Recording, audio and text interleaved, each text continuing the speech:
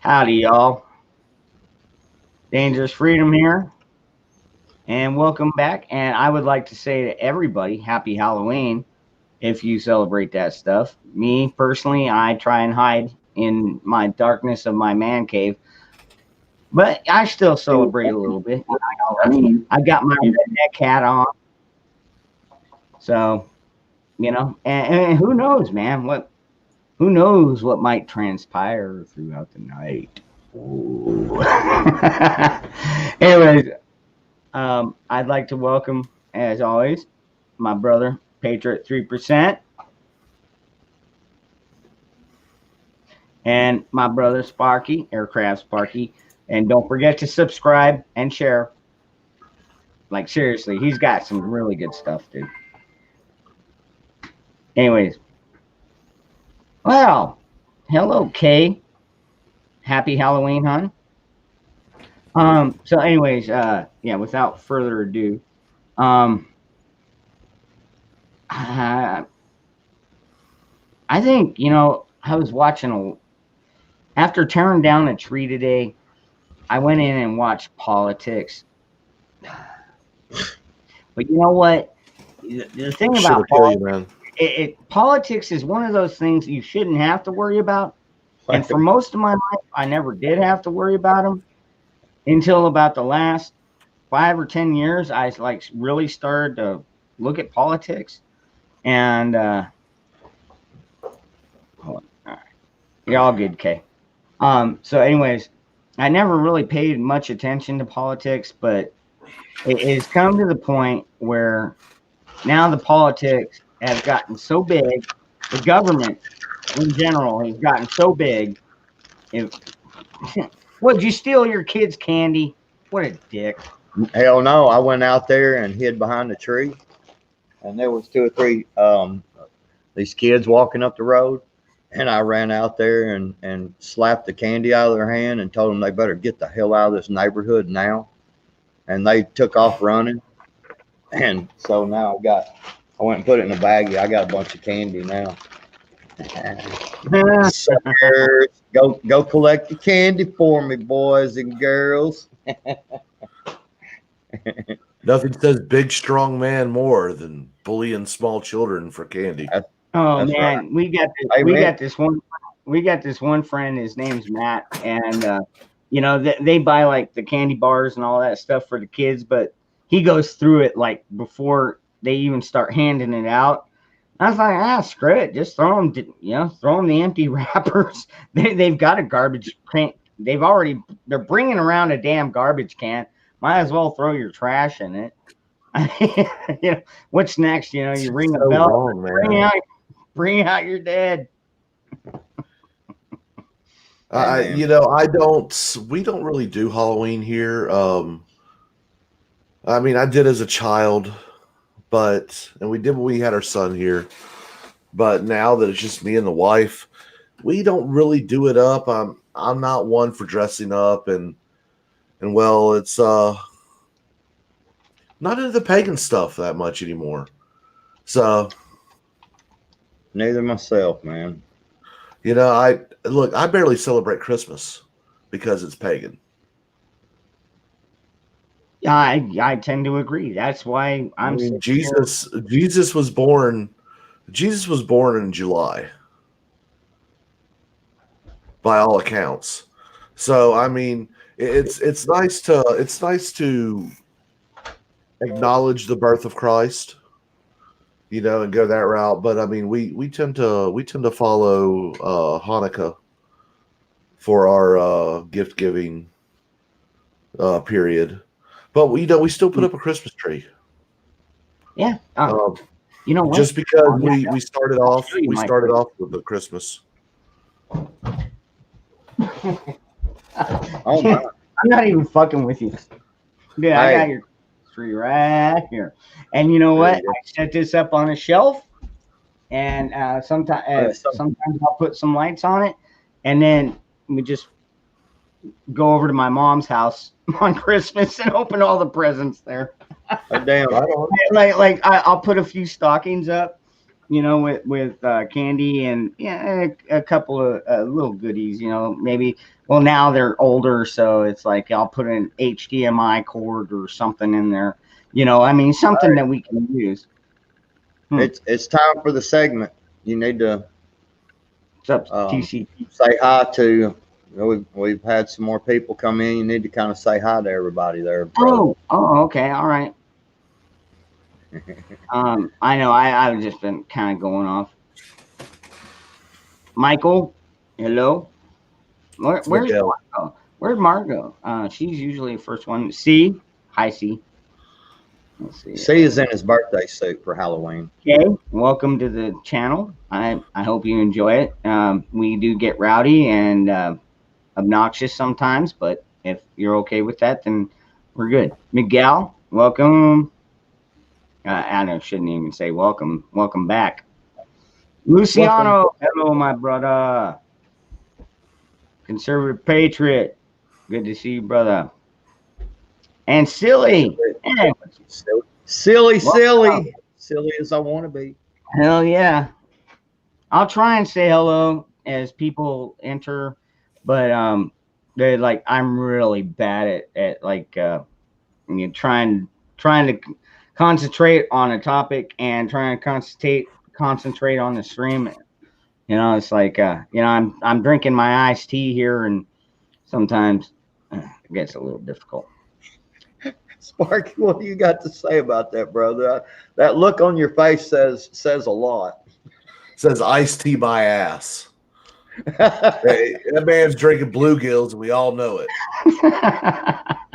And for those of you who are uninitiated, don't speak a redneck. Bluegills is Bud Light or Bush Light. New York. Natty ice. Hey, you need to put up what Silly as a wannabe put. That joke he put. That's pretty funny. What's up, New York Outcast? All right. I can do that. What's up, New York Outcast? That's a good one. That's yeah. Man, it's I'm ready for Tuesday to come and go. I don't know about y'all. Well, you know what? I think the majority of the nation already knows that Tuesday is not going to be the end of this. Tuesday is only the beginning. I just want to get the whole official voting part over with. That's all it's really about. Look, I have pretty much made a quiet promise to myself, and now I'm going to make it a little bit loud, but I'm going to wear this tall ass hat, this 10-gallon baseball hat, until after the election.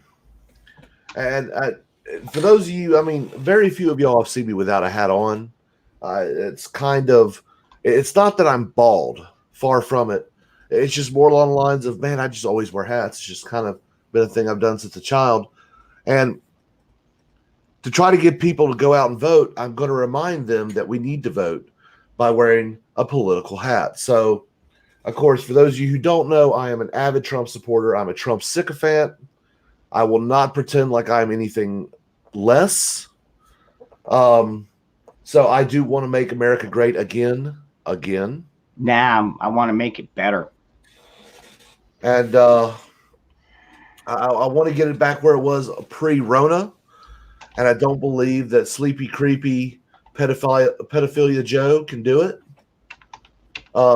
So I'm showing my avid support for my president right there.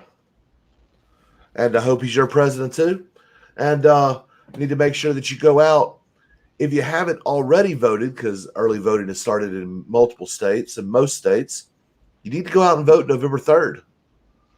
Go stand in line, vote in public, vote in person. And by the way, pray that you do not die in between now and then, so you don't vote Democrat 2 or 3 times. That's a good one. That was a good one, Sparky. That's my biggest fear, man. Well, you know what? Like I watch a lot of online like media, YouTube type stuff, and I see like every single rally, dude. Trump is getting like 3,500, 35,000 people, whereas like Joe Biden and even Kamala Camel or whatever her name is, can't even get like 100 or barely get 100. Well, now part of that, I'm not going to sit there and pretend like they don't have supporters. They do, and we don't need to downplay it. Look, what's going on between Caramella and an old creepy Uncle Touchy is Dude, oh my God, he just did it again too, man. This little young player comes up and he's all hugging her close. And then you kept seeing him pull his mask down, and I'm thinking, all right, he's just trying to get a whiff. he's going Man, in for the I'm flip, telling you, man. that dude, he's freaking creepy, dude. Yeah. Look, the reason why they don't have many people at their rallies is simply this. Look, the orthodoxy of the left has told you that you need to be afeared of the Wu flu, the sweet and sour sickness, Mhm. the Kung flu, the China virus, and so they can't have big rallies because then that would go against the orthodoxy. That would make them heretics, and then they would have to be burned at the stake of woke. And well, they can't do that because that's what they're relying on. But Donald Trump's like, no, look, we're going to have peaceful protest. We're going to have maskless rallies, We always do. and we're going to make America great through practicing our constitutional rights without having to say the phrase that pays. Black Lives Matter. I didn't say lives. I said lies. Oh yeah, he's got to go fap it out. And I get it. I mean, hey, freedom. Look, talking about important things like rights. I mean, it does get you a little excited. Oh wow. No, yeah, man. I know. I just had to get my mask on. ZZ Top called, said they want their style back, and also, which way do we need to go to get more beer? Come on. Look like No, you need to go. Come on, man. he looks like one of them little trolls. You know what I'm saying? In one of them little scary movies and shit that runs around in the background.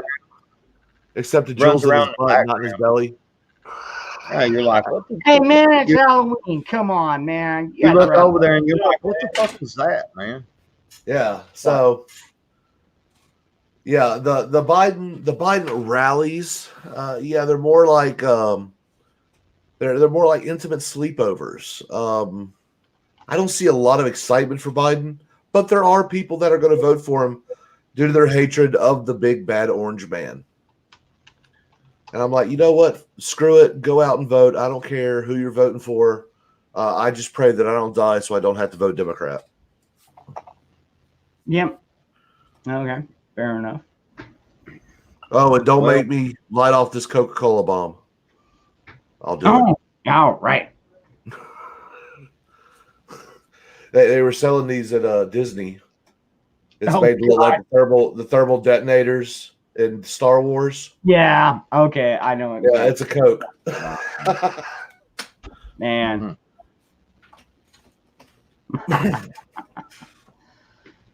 Happy Halloween. Ah. Yeah, it's not really much of a costume. You look like that normally.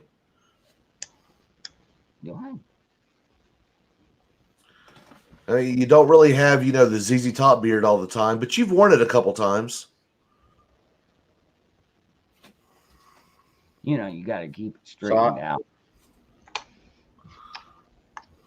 All right. So what? What's up? Should I go nasty or just wait for a little bit?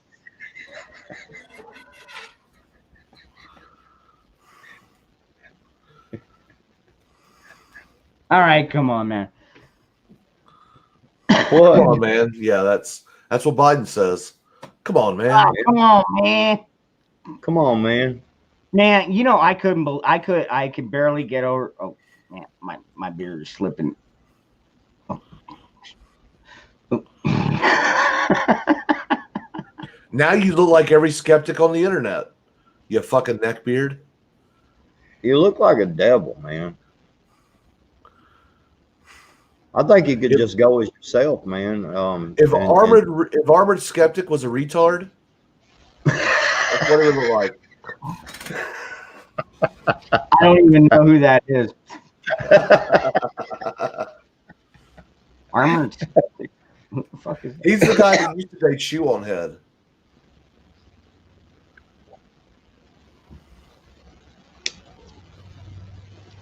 He married her? No, he was dating her. Oh. man, that Coca-Cola must have been good there, Dangerous. Yeah, we're all good. We're all good, y'all. How you doing, Miss Mary? Glad to see you back. Yeah. Hey, Miss Mary. You know, I was trying to learn redneck earlier. Learn. Son of a bitch came out. You and said, live redneck. what?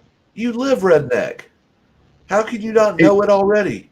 He's so redneck, he lives redneck in the city, man. I know, right? Motherfucking, come on, man. Seriously. I mean, the only way you could be more redneck is if you lived in a FEMA park. Yeah, we don't do that. Yeah, Because, you like guns. well, FEMA wouldn't let you have guns. Yeah, we have lots. Of guns. So, all right, oh man, don't retract it, New York. Oh, what was No. it? I didn't even see it. Go Well, ahead. I saw it, and actually, I was going to go there a while ago, and but I held back, and New York went there, so I'm gonna go there too. Because reading are hard. We were wondering if that little fake beard there was made from pubic hair. It's pretty straight. I mean, if it was pubic hair, it was well massaged. Well, now, if you ever seen any 70s porn, you would know that stuff gets pretty long, man. Oh, it I does. saw one, you know, it looked like a lion's beard off that thing, you know. All right, now, That some bitch like this. all right. Now, if you want to get technical, I got it from my brother Jim over at Knight's Armory. I mean, because there for a while he had like a fucking super long fucking beard, and I was like, man, I'm super jealous of that beard. And yeah, so he taped some to some little fabric and strapped on the fucking earlobes like these stupid fucking masks that we wear. Yeah, simple, easy peasy. But yeah, this is official gym hair. Do you double that as a jock strap? You know, I'm sure it would be really comfortable. It's official gym hair from official Jim's balls. Or officially Jim's taint. Yeah, that no. So you saying the carpet match and the drapes match? I don't know. I've never seen, and I don't plan on seeing. But I guarantee you, he don't get this on his balls. Is it from the dollar store? Actually, it was roadkill, but never mind. Doesn't make it much better. Yeah, whatever. It doesn't I stink. think I'd rather have random pubic hair on my face than roadkill. Just saying. Whatever. You know, it's been sterilized. What do you worry about? Catching herpes? I'm not. I'm over the interwebs. I don't have to worry about catching any viruses from you, Freedom. So, do y'all think it's really gonna get crazy about Tuesday or Wednesday? God, I hope so. I'm bored. Some places, yep. Well, I mean, it's already getting crazy right now in Vancouver, Washington, which is basically a suburb of Portland, Oregon. You've got some stuff going on in Philadelphia right now. I believe November 3rd, I believe, is when it starts.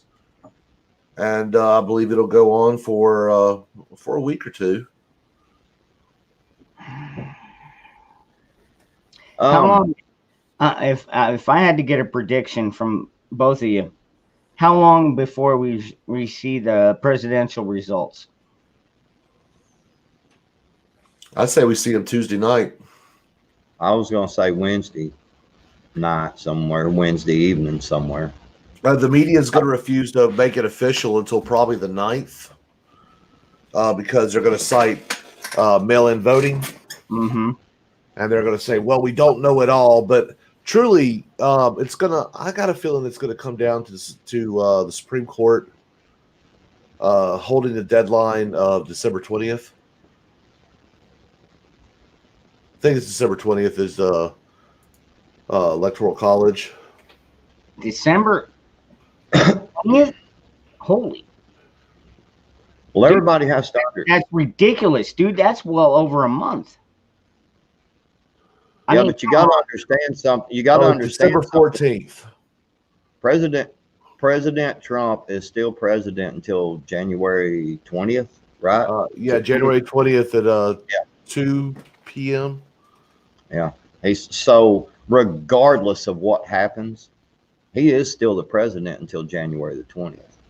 Yeah, and I plan on being in D.C. for the inauguration. Hopefully doing some live streaming that day. Maybe of some tears, maybe of some riots. Maybe, just maybe, you might see me have to whoop a monkey's ass. That's why you're looking. Never mind. I'm not even going to say what we talk about backstage. Yeah, okay, I get you. But you can't even do that in D.C. Oh, I can whoop a monkey's ass. I can do that anywhere. Okay. That's right. So some of that stuff Billy was talking about just before we went live. Yeah, I've had all that training before. It's all good. Yeah. And I'm getting it all I can too. Which brings me to the point. Damn old Guys Rob. and girls out there in the chat, people who may see this later on, you better train. Hell, if you just go for a walk every afternoon, it's coming. Dude, I'll tell you something honestly that I found out. I got my plate carrier and I always keep it close by. I can also use it, like when you do sit-ups, just throw that over your heel or over your feet there, and that'll hold your ass down too. Screw that. Put your feet under the couch and put your plate carrier on and do setups. Well, the only problem with that though is because I got like a bunch of scorpions down here, so I don't like to put my feet under anything that I can't see under. Make your boy come in there and hold your feet down. Yeah, they can stand on your tootsies. You'll be fine. Yeah. Are you kidding me? They're too busy fucking playing with their girlfriends. Well, I mean, they can't come in there for under the girlfriends. So you can't. They can't come in there. They can't come in there and hold your feet down for 3 push-ups or 3 setups. Well, then they could. Well, I mean, that's about all you do. So Ron's like, 1, 2, 3. All right, boys, y'all boyfriends. Actually, believe it or not, when it comes to doing sit-ups, do you know how you know when you've done enough? When your stomach hurts. No. You've done all you can after you farted and did 5 more. That's right. Because I mean, if you didn't fart and keep pushing, you ain't trying hard enough. I'm just saying. That's right. I agree. I disagree. But yeah, it's our metabolism. We got way different metabolism. It's all about genetics, bro. I'm kind of one of them guys. I can like put on camo. You wouldn't even see me coming. Mainly because you'd be sitting still. It may be because his ass is so small. Could be because he's actually in the bathroom. Actually, they're like, all right, everybody find a tree. Hey, what's up, Ron? They're like, Ron puts on his camo and they say, everybody find a tree to hide behind.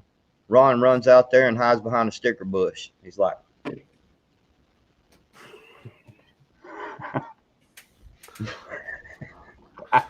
What's up, SD? Good to see you, brother. Ron's little narrow ass. He puts on camouflage. And He puts on woodland camouflage in the desert. Shit, that son bitch goes out there and collects some tumbleweeds, man, and he camos and tumbleweeds and shit and goes rolling around like a roly-poly. like, He makes a ghillie suit out of tumbleweed. Check this out. Dude. We actually have tumbleweeds big enough that I could like carve out the inside and fucking just stick myself in there and just kind of creep around. But look at that tumbleweed. Wasn't it over there a minute ago? But right underneath, I've got my AR. Ron makes a ghillie suit out of tumbleweed. That's awesome. Come on, man. You got to adapt to your environment, man. Well, I mean, I guess it's better than him using his cat litter box or something. I mean, yeah, come on, man. No, my cats would get pissed. My cats would be pissed. That might be. All right, Billy. You know that one of them scenes, you see from a lot of these war movies, them Navy SEALs water come up out of that water. You know what I'm saying? And that water's dripping off of them. He comes up out of the cat litter box. He's got litter and shit dropping off of him. Little cat turd hanging off the brim of his hat. Little clumps and shit. And he's like, hey, man, you got to be authentic. You got to be authentic, man. I mean, yeah, if you're riding in a rice paddy, you better come up with that rice paddy on your hat, you know? I don't care if there's dirt and everything dug in there. You know, and dude, like, seriously, the one thing is like you got to adapt to your environment. Thank God I don't have to adapt to like Antifa because I don't even know how I would go about that. I mean, like, it's real simple, man. You go down to Hollywood, you go down to Halloween Central or whatever, and you go buy you one of them ninja suits, and you just run around and you say, "Fuck Donald Trump," and you are perfectly blended into the rest of your surroundings. But you got to get that ninja suit. What if it's the clumping cat litter? I guess that's You know what? If you run out of bullets, you grab the clump and you fling it right at their face, dude. Hey, he'll come out of there with clump stuck all over him. He'll look like the motherfucking litter monster and shit. He'll be like the little one really bad lately. He'll be mad at us all in his I will throw cat poop at you. Poop is a weapon. Monkeys do it. Why not us? And cat poop? Oh, wow. My cats would probably throw poop if they could. A slingshot, yeah. All right, hold on. I'll be right back. You guys hold up the chat.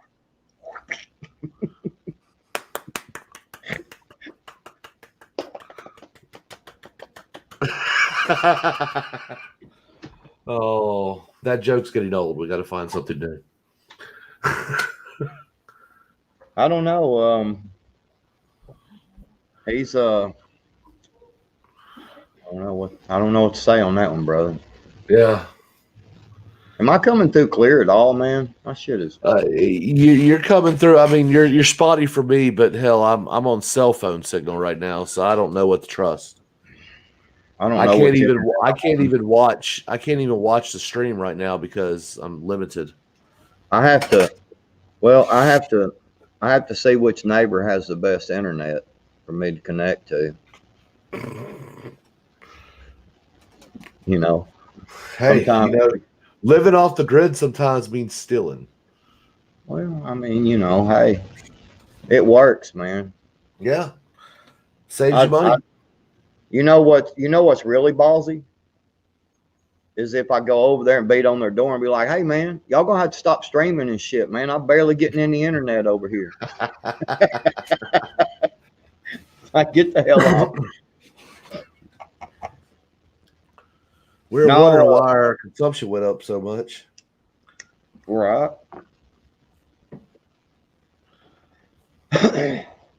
No, I don't know, man.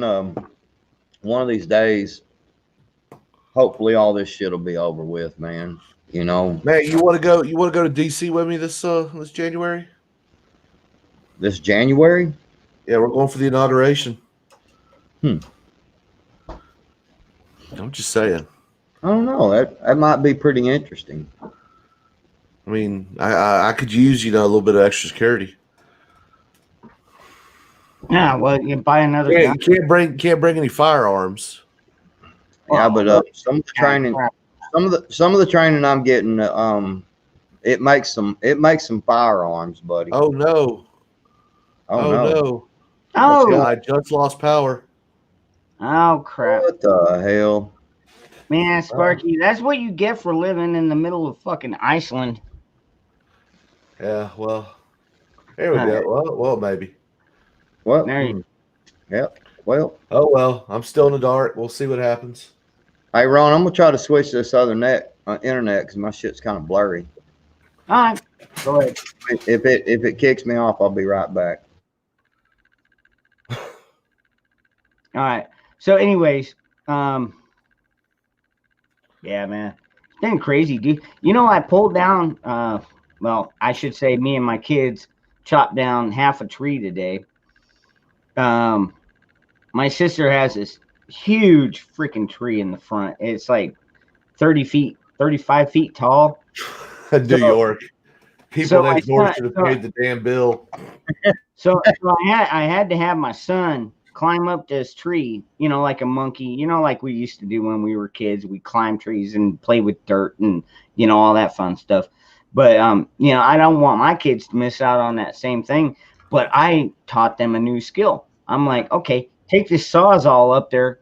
And when you get up there, cut this tree limb right there. And I mean, this thing was freaking huge. It was like probably a 10-inch freaking limb. It took him about 20 minutes to cut through with the Sawzall. Yeah, we went through 2 blades, and then he got it cut loose, and the thing didn't fall off.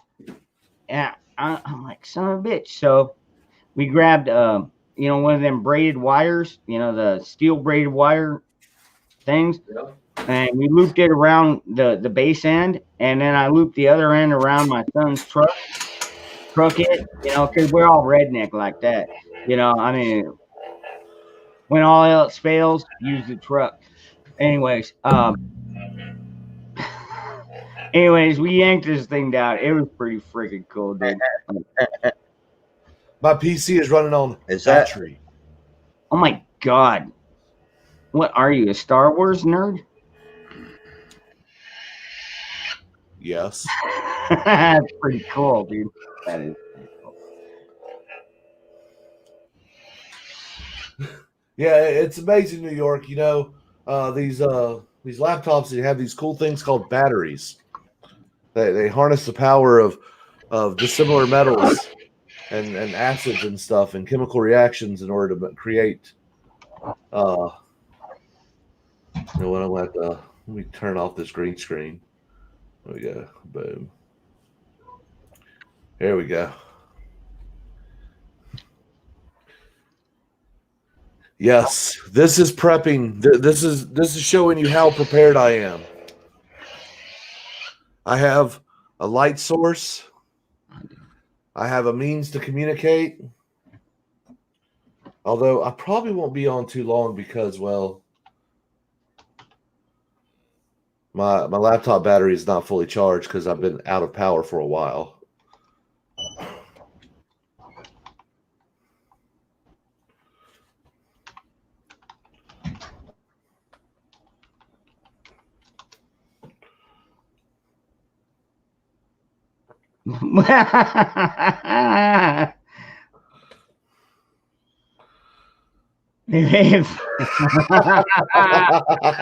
That's a good one, New York. I still wouldn't vote Biden. Yeah, Orange man, awesome. A lot of these 30 supporters that come out and say Biden is the best thing since sliced bread, and then you got like 100 Trump supporters waving American flags saying, I prefer freedom over socialism any day. I mean, it's kind of an easy easy choice on that one. No Yeah. doubt. Yeah, and you know, the whole porn thing. I mean, dude, if you watch the porn I'm watching, you'd have a low battery too. I'm just saying. All I right. watch that good. Yeah, whatever. Yeah, gay porn does not count as good. Watch gay porn. My version of porn is you know, gun cams from AC-130s and shit. You know, I've gotten to the point where I like MILF porn. That's my big one. I like MILF porn. Yeah, I don't watch porn, man. Yeah. I'm kind of like Proud Boy. I don't even jerk it Mm-hmm. because I need to go out, you know, and do something. Yeah. No, I do too. I got to get out and get my Christmas tree. Feel a little creepy being online with no power. Wife's probably like, "What the hell is he doing?" Well, you are kind of a creep. Oof. Oof. Hope this gets better. Yeah, everybody put one in the chat if you think Sparky is kind of creepy.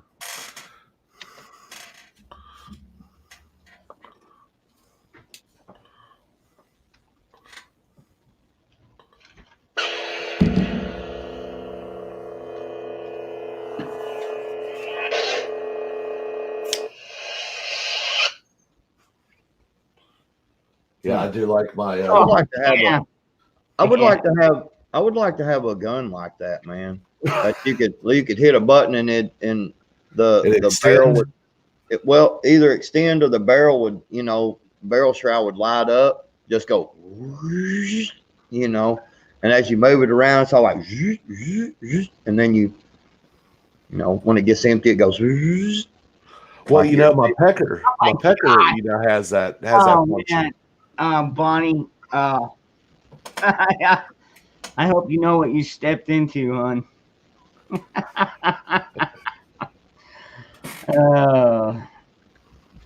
It's lightsaber porn. Thank you, New York.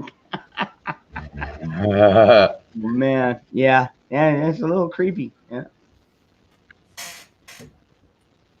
Yeah, I went over there and told them to get off the. I'm talking to Michael Lowe. Freaking neighbors, man, they're over there freaking streaming a movie. I told them, I said, man, y'all gonna have to get off that shit for a little while. Pause that shit, and turn it off until, you know, give me an hour or two over here.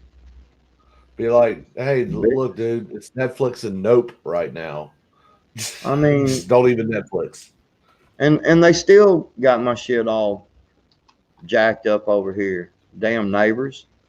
They need. I tell you what, I'm about half a mind to go back over there and tell them. I tell you what you need to do. You need to call your internet provider and tell them you want to up it to the biggest package so I can get some fucking internet over here. Yeah, you tell them, and then you drop a big deuce on the front porch. Well, I might just do that after a while. Sons of bitches. Can't get me no good internet over here. That's what I'm saying. Got to make it feel like Christmas, right? It's just now Halloween, dude. It ain't even been. Come on, man. This is just how they spin it. Hell, we barely get a Thanksgiving. I need some more prune juice. There you go. Yeah, I know you old fart.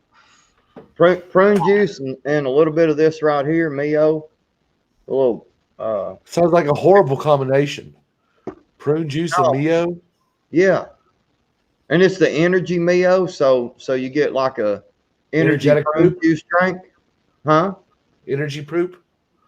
Oh, dude, man, when you hit the commode, dude, you literally you gotta wear something over your legs, like some shorts with a hole in it, because it'll blow the water back up on you. Yeah. Look, man. Look, when you're dropping so hard, did you kick the stall door? We watched hold on to the commode, just stay on. We watched that movie, White Chicks, the other day. Man, y'all fucked up. I'm probably the most sober one here. I don't know what you're talking about. No, it doesn't mean about being sober. It means about having some kind of a mental. Okay, yeah, White Chicks. Yeah, dude, that was a funny movie. I've got that What too. the hell? I've never Taco? seen that movie. You have it with the Wayans brothers? Oh my It's god! pretty funny, actually. Oh, dude, yeah, dude, it's gonna make you laugh, guaranteed. Dude. White Chicks, you'll laugh. Dude, And if you- when he goes into that bathroom and has to take a dump, man. All the women are like, "Oh, what the hell?" Hey, what's up, Tigger? Good to see you. PDX. Yeah, double gut. That spells Tigger.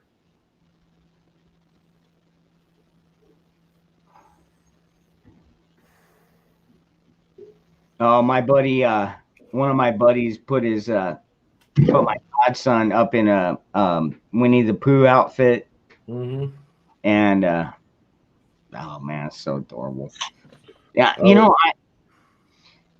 although I don't want to raise kids again, that doesn't mean that I don't love kids. In fact, I love kids so much. They're they're the future, and I just don't like what happened to so many of them. The parents didn't seem to care. Either they made too much money and didn't pay enough attention to the kids, or I don't know what the real issue is, but behind it. But how do we have so many of these 20-year-olds that are like, "Oh man, Black Lives Matter"? It's like, yeah, well, I'm not gonna say Black lives don't matter because I got plenty of black friends, but at the same time, they're trying. They don't understand the real narrative behind it. You know what I mean? Well, the majority of people don't really watch the news. They really don't care about it. And I'm nothing wrong with that. I became a newsy, extreme follower of the news when I was in the service because I just realized I was just learning where I was going to go next.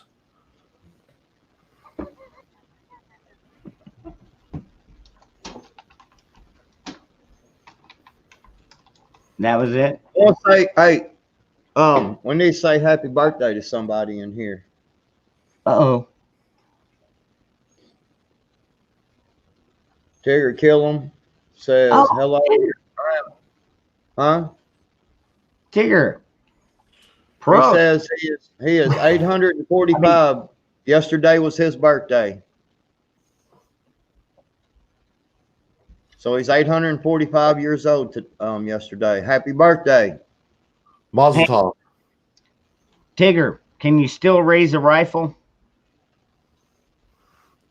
With the right medication, he can raise anything. Sparky. Dude, is your power out again or what? I'm telling you, my power's out. That's what I'm not shitting you. You know, you're always telling me, man, y'all can't even go out and shoot, but yet my power is on. Yeah, but I can go shoot a gun. Yeah, right. Technically, I could. Yeah, but I could do it without being in fear of being fined and or arrested. Yeah. All right, smart ass. True. I shot a gun multiple times today. A Yeah, lot. you did. I bet you Like shed a lot.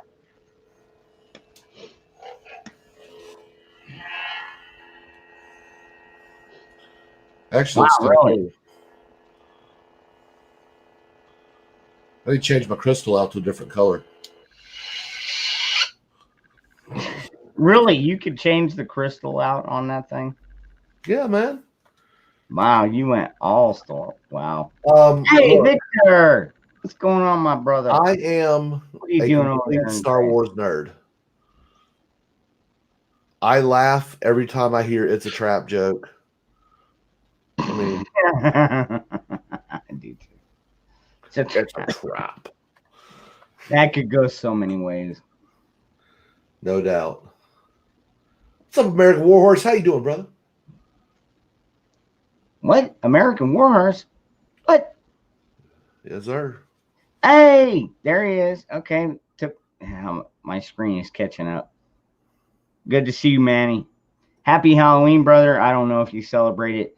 I'm celebrating it the way I celebrate it, which is, I got my whole redneck thing going. It is good to see you, though, brother.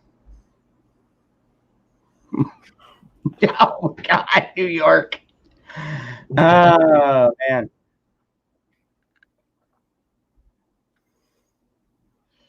I just think it's funny that I'm streaming on the internet without internet or power.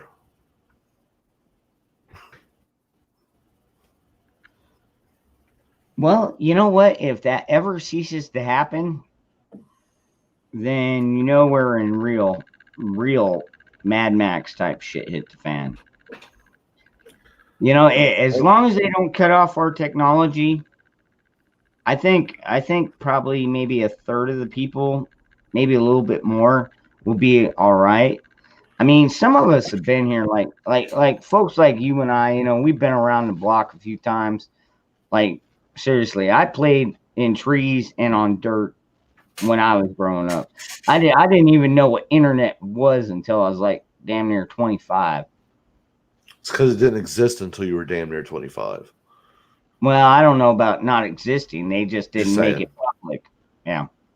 I mean, are you kidding me? Come on. The military had, dude, it's just like when you watch like the Predator, how he's got that invisible suit. Dude, the military worked on that shit. I've seen the videos of it. They tried to do the mirror image stuff.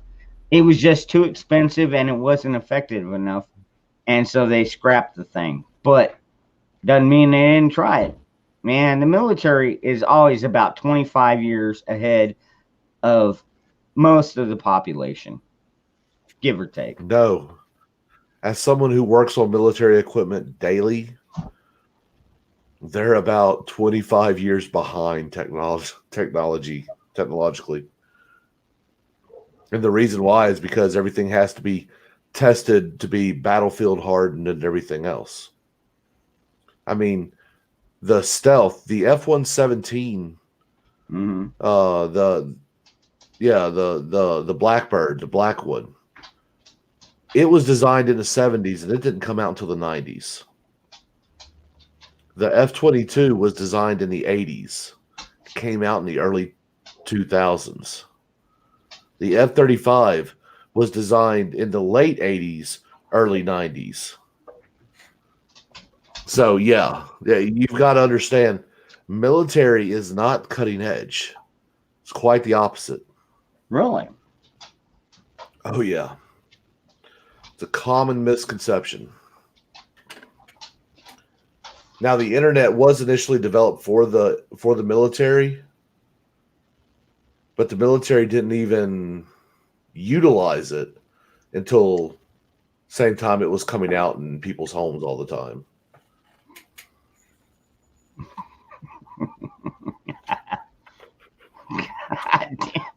Good looking honky. That's funny, dude. Welcome to the chat, man. Super quiet, like okay, so super quiet. So if you went subsonic, all right, because we all know supersonic and subsonic. Well, at least, what do you want, doggy?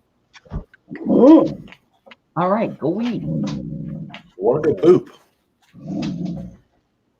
So, anyways, so we all know the difference. So if you go subsonic, how low of a damn it, stop it.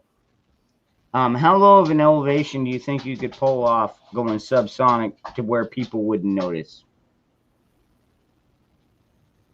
What do you mean? Wouldn't notice? Like 12,000 feet.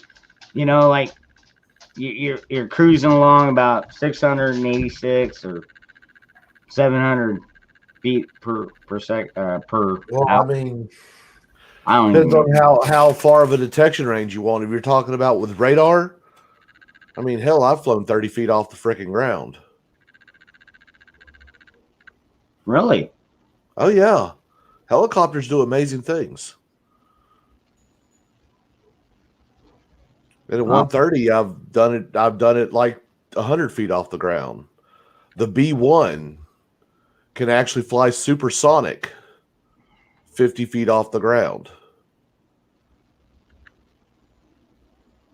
And the pilot doesn't even have to touch the stick. The plane has a radar that it's called terrain following radar, and it flies itself. Is that what they're trying to do with these self-driving cars? I don't know, man. We already have, if you like, my car has that detection, has lane detection and proximity switches, so it can detect other cars and people walking in front of your car or behind your car when you're moving, and it'll give you a warning. I mean, that's all that tech is setting up right now is for self-driving vehicles.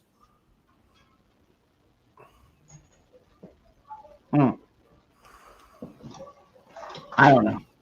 I don't trust AI. Man, call me old tech. You know, I'm used to dirt and trees. You know, all this stuff that's coming out is like, oh, hey, we'll show you how to back up. You know, and like I was just talking to some of my family tonight, and I was like, you know, I'm not. SP Mountain Man. I used to secure the B1 when they first came out, so that would be in the 80s, and you were an SP. And in the Air Force, we used to say you can't spell stupid without SP. I mean, special without SP. And I bet you knew a lot of. I bet you could count pretty high because those security forces people, man, they're good at counting rivets because they get stuck looking at airplanes. It gets real boring just sitting there. God bless security, though. It's hard work. It's boring work. Lots of coffee. Keep the coffee. Yeah. Keep the coffee coming. Keep it coming. Keep it coming. Yeah, what's bad is those young men and women can't even get off their post to go use the bathroom without being relieved. I don't have Streamlabs. You know, hold on, Dan. I do actually. You know, my son, one of my sons has kind of put me over my limit, so like I'm on borrowed time right now, so to speak.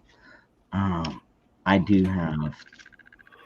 Oh man, I do have a place. You want to donate? Damn it.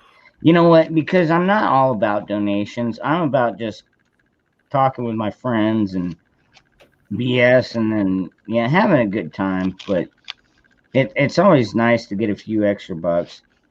Oh, there we go. All right. Let's see. Okay. If you want to send me some kind of donation, I don't care if it's $1 or I don't care if it's 20. I don't. But let's see here.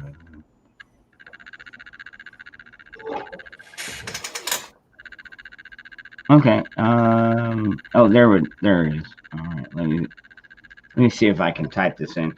You know, I'm not like.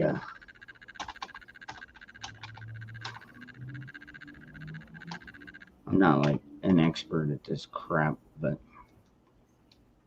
this whole lack of power thing is bothering me. In fact, I hate to do this, but to conserve power in my laptop, just in case, I am probably going to have to call it a night, unfortunately, because I don't know how long this is going to be out, and I may need it tomorrow for some stuff.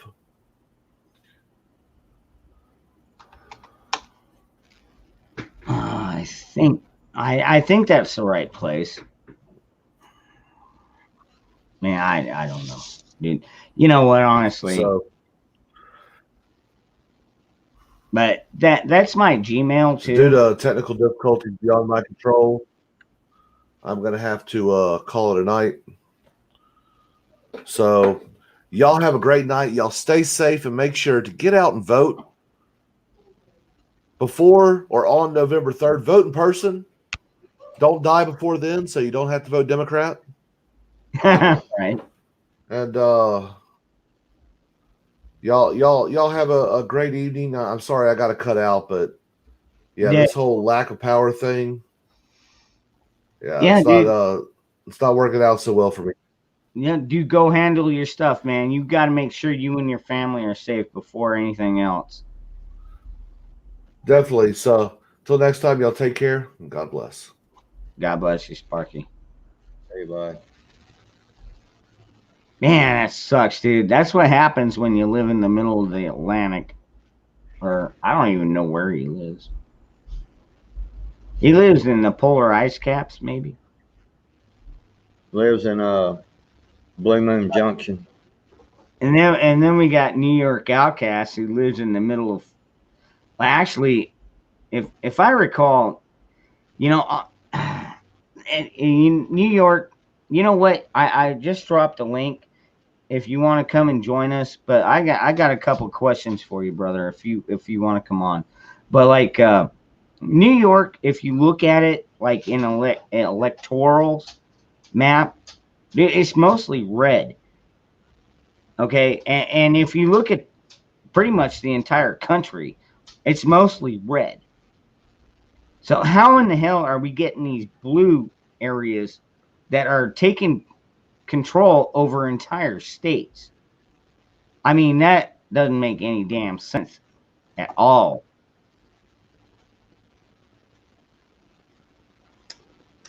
I mean, granted, okay, so you got 20,000 farms out here, and then you got 50,000 people that live in this little tiny freaking 20-mile, not even 20-mile community, and the little tiny chunks of blue are trying to tell everybody else how they're supposed to live.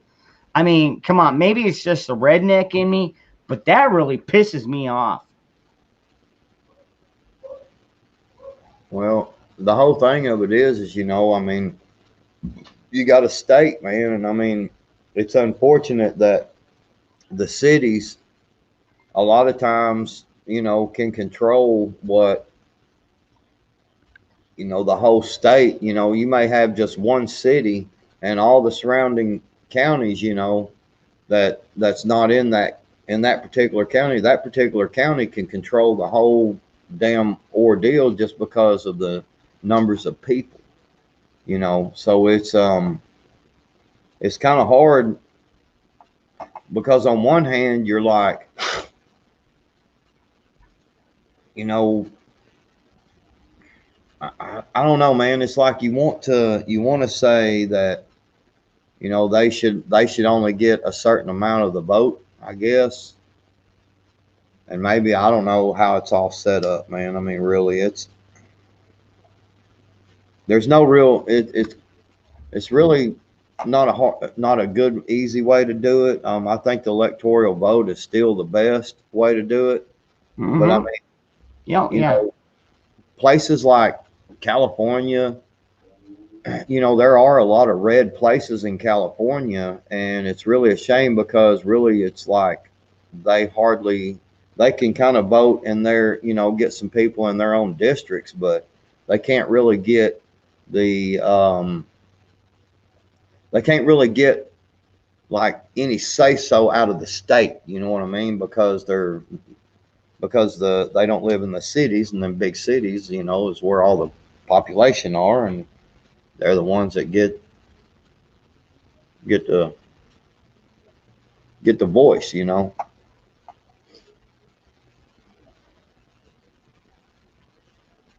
What are you doing over there? oh, I've got one of my old buddies that is he doesn't know my channel, so Well, some friend, man, don't even know your channel. What the hell? well, yeah, come on, man, we're old folks, man. When me and him met, the internet wasn't even a damn thing. Hopefully, he'll pop in here, and if he does, I'm gonna try and invite him Victor, on. hey, hang on. Victor Rand says, I think we should do away with winner take all electoral college votes. Not a popular vote, but proportional electoral voting. What exactly would that be? That that's a damn good question. Um, I'm not sure. What does that mean? Like, if like you're in a county of say 20,000 and 15,000 Well, I don't know, man. If 15,000 voted yes for Joe Biden, but yeah, honestly, come on. We got to look at this realistically. If you're in a farming community and say there's 20,000 of you in this district, or even 2,000, you get that one vote, and you're like, no, screw that. No, we don't want Biden. We want Trump. We want freedom. Now, granted, Trump. All right. Here's how I feel. Do I support President Trump? I absolutely do. Do I think he is the perfect president? No, I don't. He is the best thing that's come along in my lifetime. And granted, I've been around a long time. Man, look at this beard. I've seen some shit. But he's the best thing we got right now. So, it's like these little tiny places, and this is how Trump won last time, because these little tiny communities that have one electoral vote are like, okay, we're voting Trump. The community comes together, we're voting Trump. You got maybe 30 people that say, no, we want Biden. And then you got 70 people saying we want Trump. And so they vote Trump because they have to do what the constituents want. That is how our government, dude, these people are supposed to be in there representing us, and they haven't been for a long time. Trump is the first one that is coming even close to representing we, the fucking people. When Obama got elected, dude, was I happy? Fuck no, I wasn't happy. I was pissed off. But you know what? I was like, I didn't go out there and cry in the streets and, oh, blah, blah. I didn't do any stupid shit like that because I'm not ignorant. But I was like, all right, Obama, now do your fucking job and do it well. And it turns out he was fucking horrible. And there were enough stupid people that voted for him twice. It happens. Now people feel the same way about Trump. The only difference between Trump and Obama is when Trump comes out and says he's going to do something, he seems to do his damn best to do it. Well, I mean, no, I don't disagree that he has done a lot for regular people, but I think that there's still some things that scares me about him, man. I mean, obviously I'll vote for him before I'd vote for the other one. But man, I mean, he did come out. I mean, he did come out and flat say, man, that we should take, we can take their guns and then we'll do the court thing or whatever, yada yada. But I mean, man, that's that, and a bump stock, man. I mean, that was the stupidest thing ever. I mean, it's fun. I owned one at one time, didn't use it, but one good time. Dumped a couple of 30-round mags and realized, yeah, this thing is just a good ammo dump is all it is, man. But still, every time you take something away, man, I mean, when you take it away, it's harder to get it back. It's harder, and so I do have pause about Trump. And some of the things. The thing I do like is that he is a businessman, and this country is a business. No matter what anybody wants to tell you, this country is a business. Yeah. He knows how to make business work. Well, but you know what really pisses me off, Billy, is a lot of the like Biden's all like, oh, anybody that makes over 400,000, we're gonna tax them extra high, blah blah, and it's like, dude, what you don't understand is those people that make that higher wage, if you tax them, all they're going to do is push that right down through dude, shit rolls downhill. So if you charge them, say 400,000 on a $4 million, say you make 4 million, and they charge you 400,000 in taxes. Guess where that money is going to roll down to? You, me, and all of you watching us right now. That's where it's going to roll down to. Am I wrong? No, I mean, you're not wrong, but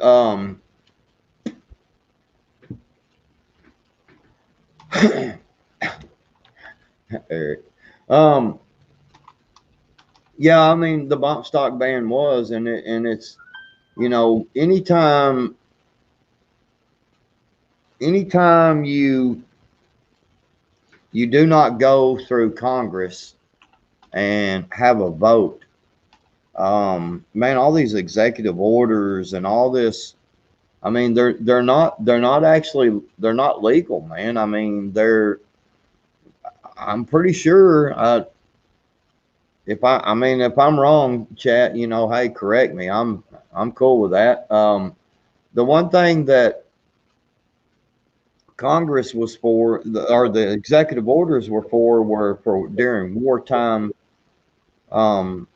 things, I'm pretty sure. And I mean, it seems like every presidency that we get, the executive orders just get easier and easier, for them. They just, oh, well, I'll just write an executive order. Well, I'll just do it myself, And so I don't know, it's one of them things that kind of makes you wonder, you get to a point to where do you get to a point to where you just had enough? I mean, sometimes when I look at this BLM, this whole rioting stuff, across the country, yes, I agree. They are not, Black Lives Matter. Absolutely. I mean, who can deny that any life matters, man? Black Lives Matter. I get it. I get the movement. I get the gist of it. Yeah. The thing about it is that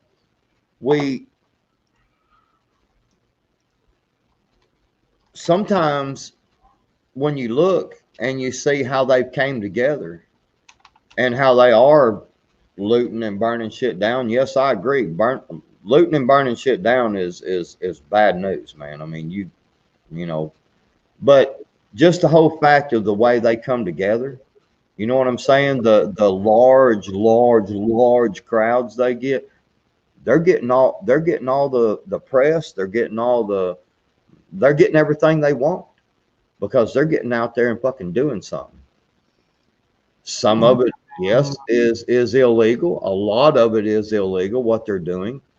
But at the same time, we got a right to fucking protest, man. And it's supposed to be peaceful. I get that. But we have that right. And yet we as conservative side don't get out there and do that. Just like the LGBT movement, they got out and marched in the streets and they got out there and got something done. I mean, it's kind of hard to sit and look at these different groups and be like, well, y'all are doing this wrong, y'all are doing that wrong, y'all are doing that wrong. But I can tell you what they are doing right. They're getting together and they're fucking getting something done. If the conservatives could do that, yes, I get it.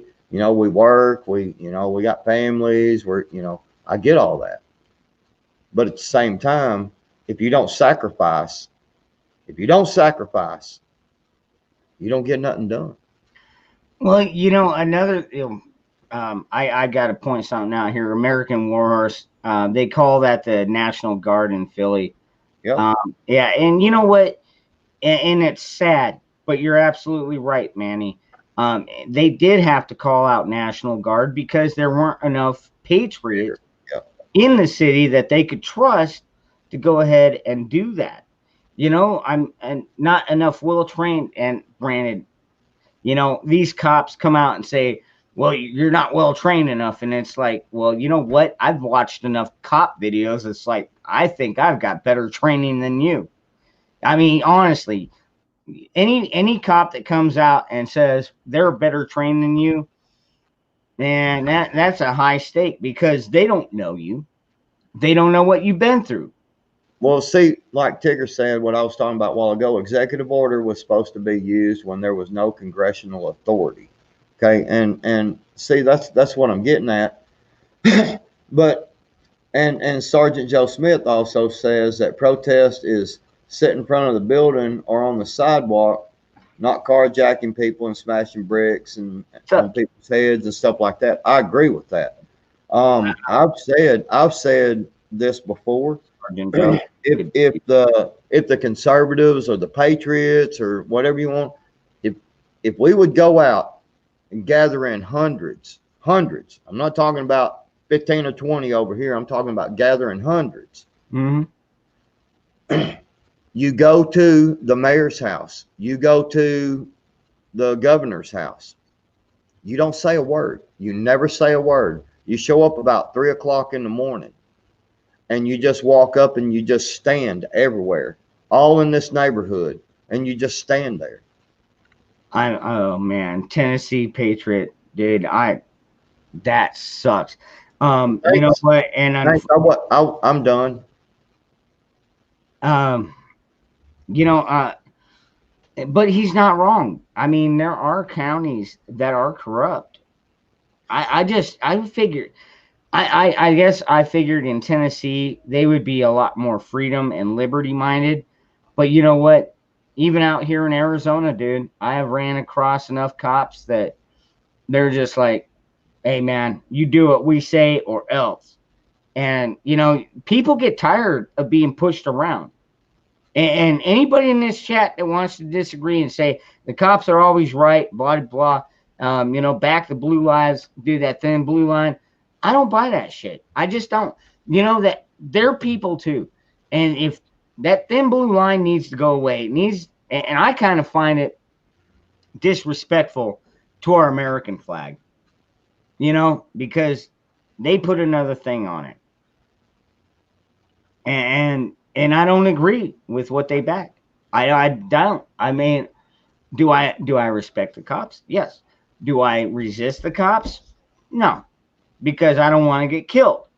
But you know, I've been pulled over. I've been pulled over before with my father-in-law. We were drunk driving.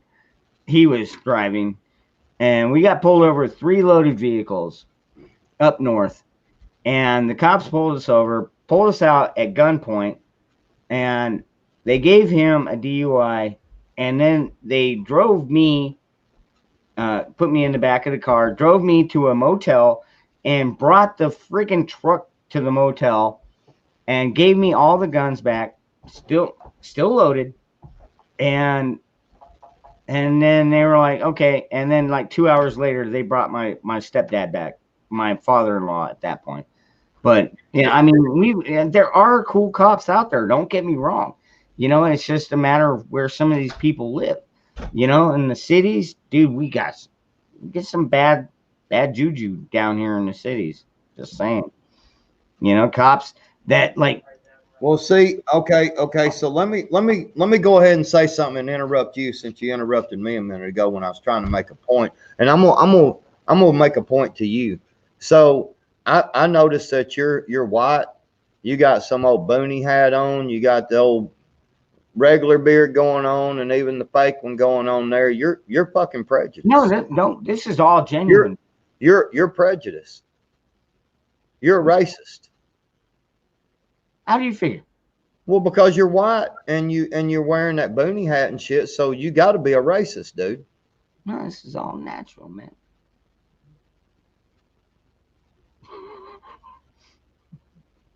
You know, all right, okay, all right. So I'm a racist. Okay, well, I'm just saying, you know. What about all my black friends? Does that make them racist too? What about all my Mexican? Well, hold on. I can even go a step further and say, if you've got to say that you have black friends, you're a racist. You know, my point I'm trying to make is you never, you know, this y'all you was just sitting there bitching about the cops and everything, but you got to understand that not all cops are bad. You got to understand not all Black Lives Matter are bad. Not all white people are bad. Not all Chinese, not all Mexicans. Wait. You know, No. All right. well, no, but hold on. If you lump everybody into one, you know, just because they're All cops, right, you check it out. you know, because they're whatever, you know. I was going off of a statement, dude. Come on, Bill. How often do we talk? Do you really think I feel that way? Well, Yeah, I'm just saying, dude, like seriously, I really don't have a racist bone in my body. Now, if somebody harms my family or threatens my community, well, I don't know if you want to call that racist. I don't care if you're black, white, Mexican, Chinese, whatever. Dude, yeah, you threaten my community, dude, I'll shoot you all the same. Don't threaten my fucking community. Don't threaten my family. But as far as being racist, nah, I'm not. well, one of the biggest problems in this country right now is that everybody lumps everybody into one thing, especially the leftists. But the rightists do it too. You know what I'm saying? Um, Eric, shut up. I'm not a midget.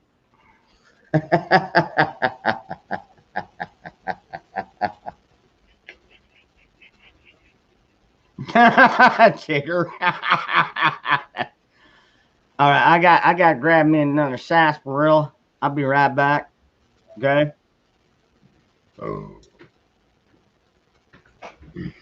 all I'm saying, man, is that you know we've got to get out and do something because if you don't make any sacrifices, you know, just like if you start a small business, um, you make sacrifices to grow that business to make it better. Um, when you got a family, you make sacrifices. Um, when you know they're trying to destroy our rights. Why does it have to be our rights? Why not it be theirs? You see what I'm getting at? I mean, if you don't get out and do something, man, it's just it is what it is, man. You know, I get it. I do get it. You know, it's like if you're expecting a small Antifa army, and you know, say you're expecting 30 to 40 people, so you go post up, you know, 10, 12 deep. I mean, honestly, for a militia group against 30 or 40 BLM, I mean, like seriously. But first of all, you got to have the support. See, and that's one thing we get down here. It's like when the BLM comes down, we usually beat them to the corner, and like we've already got 50 people when two show up. You know, and we've got huge flags, you know, Trump flags, American flags, Who's we? our patriot groups down here. Oh, Hey, there's New York. What's going on, brother? Anyways, so you know, we get the support of the people, and then you look across the street and you got like, I don't know, they get up to like 20, maybe 30 people, and they're holding up these cardboard signs that say defund the police and BLM and, you know, all that stupid crap. Yet, this pisses me off too, is, you know, they're always like defund the police. And then the first time they get in a conflict, what's the first thing they do? I'm going to call the cops. Like, seriously, that is big. okay. Well, hello, Just- New York. How are you? Hypocrisy. Hey, New York. How are you, bud? Doing well. How's it going, guys? Going good, man. What's your take on some of this? Me and him's been over here blabbing our heads. What's your take on some of this? Well, I don't know. You want a serious conversation? Kind of turned on actually. I'm pretty sure that was one night I was drunk and I remember some shit like that. So what's up, man?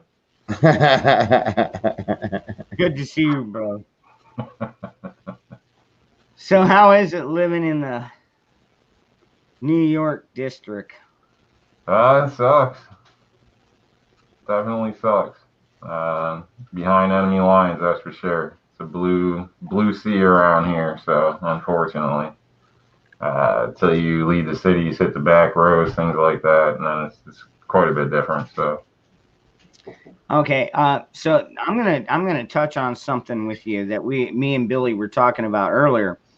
Is like when you look at like the overall electoral map of the U.S., especially the 48 states, like the majority of it is red, and then you get these little clumps of blue.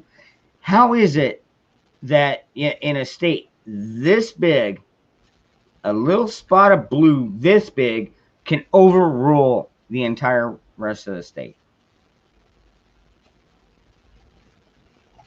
population density, I assume. So it doesn't necessarily seem right, but I guess it's a numbers game, or at least from what they tell us. So apparently, I think a lot of you get your biggest bang for the buck in the higher population areas. So these people get flooded, all types of stuff. I'm sure half the people don't really know much about the candidates, but Rocket. that's what the nice lady's handing out, or this or that, or vote for this, and most people don't put too much time into it, and we get stuck with that crap basically. Dude, yeah, it doesn't. Dude, it's not fair. At least to me, it doesn't seem. I mean, the only real, I don't know, maybe I'm just reaching out there or something or wrong, but it would seem like to me that, the electoral college, yes, Eric, is very important. It would seem like to me if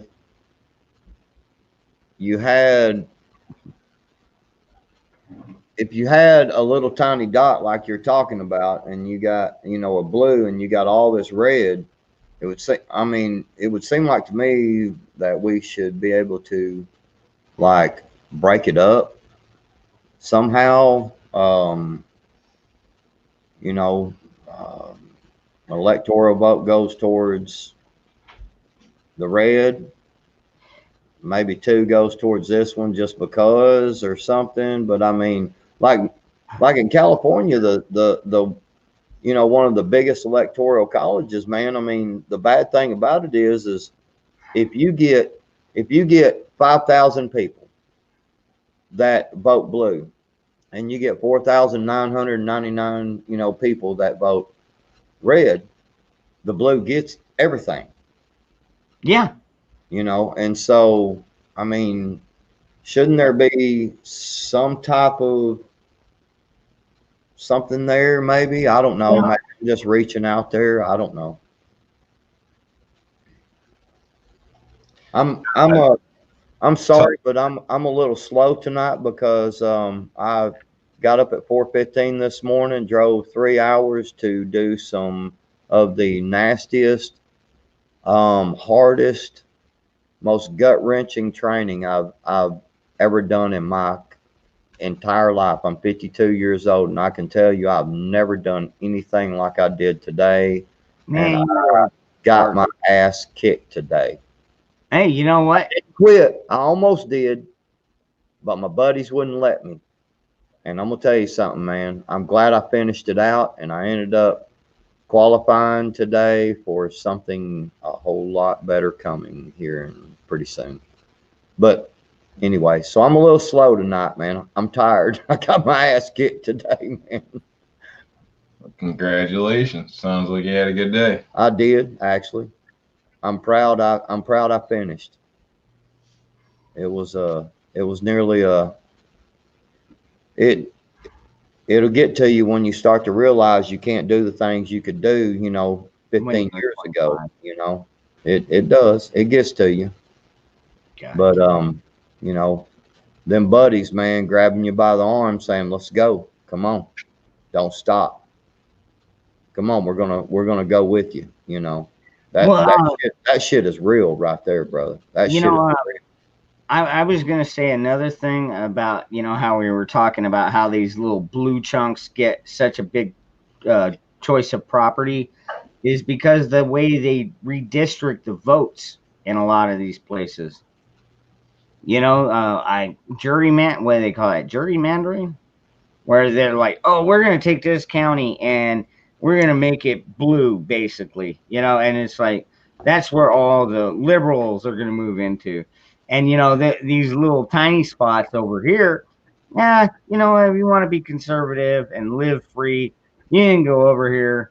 Maybe the sheriffs will abide by your laws, maybe they won't, dude. Like cops anywhere are like hit and miss, dude. Yes, sometimes you get good cops, sometimes you get asshole cops. And hell, sometimes it depends on the day of the week. It's like maybe they woke up and their wife was bitching at them and like throwing the freaking plate at them. Who knows? Whatever. The cop, you know. I'm sorry, I was gibbering on. But everybody's mood changes. Even cops. Cops are fucking human. And and that's what pisses me off is when people start putting cops above the citizens' rights. Cops should be held to a higher standard than the citizens. I mean, I walk around, I'm an honest citizen. I Why? don't break the law. Why? If somebody threatens my life, I should have the right to shoot him and not have to worry about being thrown in jail like Kyle Rittenhouse. Why? That kid was out there Why do you feel that cops should be held to a higher standard? I'm just curious. because we I'm pay just them. curious. We pay our taxes to train them extra special. They're supposed to be higher trained and they should be held to a higher standard. Period. Did you know they're not getting that training? Dude, I'm gonna tell you right now. This was about 3 years ago. I went to a small town. I mean, it's probably, I don't know, probably 15,000 people total, in the county. And they got a pretty decent sized police force. I went to one of their play competitions, and I outshot every one of them. And I found out something, especially today. I found out something. Today is the fact that it's not about standing there and shooting at a target. I'm just going to tell you that right now.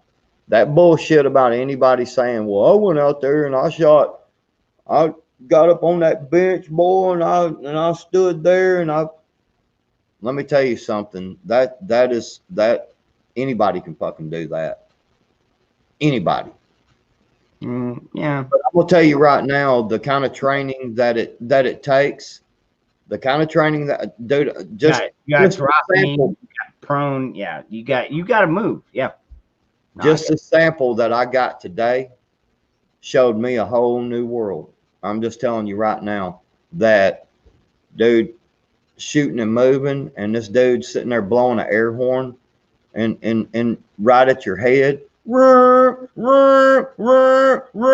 move. Dude, let me tell you something. He's over there slapping at you and shit, and he'll. You like that, huh? Said you like that, huh? Actually, I did. Yeah. But it's a whole nother ball game. It's like running a gun, trying to test your limits, moving, getting your heart going, jogging a bit, dropping down. Most people don't do that. The first thing we did today, the very first thing we did today, seriously, is I drove 3 hours to get there. We got out of the vehicle. We put on our gear. I'm talking full loadout. They drove us a mile down the road, up this big hill and back down the other side of it, and dropped us off and said, run that mile, full loadout. I'm talking rifle, everything. Dude, I'm going to tell you right now. You got plates? Huh? You have plates on? Oh yes, all full plates. Yeah. Oh, So it got what level are you running? Like, it got what yeah. was the weight of them? 20 pounds, 10 pounds? What style plates are you running? They're the AR 500, the 3+, and then I've got some 4+ side plates. Okay. So And they're typically about 9 pounds a plate. If you have the 8x10s, yes. yeah, so probably close to like 9.6 ounces a plate, depending Wait, on the no, coating. yeah, the and I think I Yeah, gotta so get. well, generally you got 20 some odd Oh, pounds on, plus probably extra mags, extra gear, hiking, oh running. yeah, Yeah, full load, that's a good on workout. bags. Oh yeah, All right. and the bad thing is, as soon as so he drew this, he scratched some stuff in the gravel right there, and he said once you go up to the fence, the gate rather, you come back, you jog down the driveway to the range we were at, and then you've got to walk inside that door, jog inside that door. You stop. Soon as everybody got there, and I mean, dude, I'm telling you, we were huffing and puffing. I ain't gonna lie. Soon as we got there, dude's like this. He's like, all right. He goes, I want you to lay down like this. So he lays one guy down like this, takes another guy, puts them feet on his back. You got to lay this way. You probably know what I'm talking about. Then feet on the back this way. You all got to do push-ups at the same time. And dude, I'm gonna tell you something. Every single time we made a mistake, we had to go to the grass and do 10. Rifles on the wrist, had to do 10. And dude, there were a lot of mistakes made today, man. I was getting mad. Dude, I'm not gonna lie, I was like, if this son of a bitch tells me to do another push-up, me and this son of a bitch about to fight, man. I'm telling you.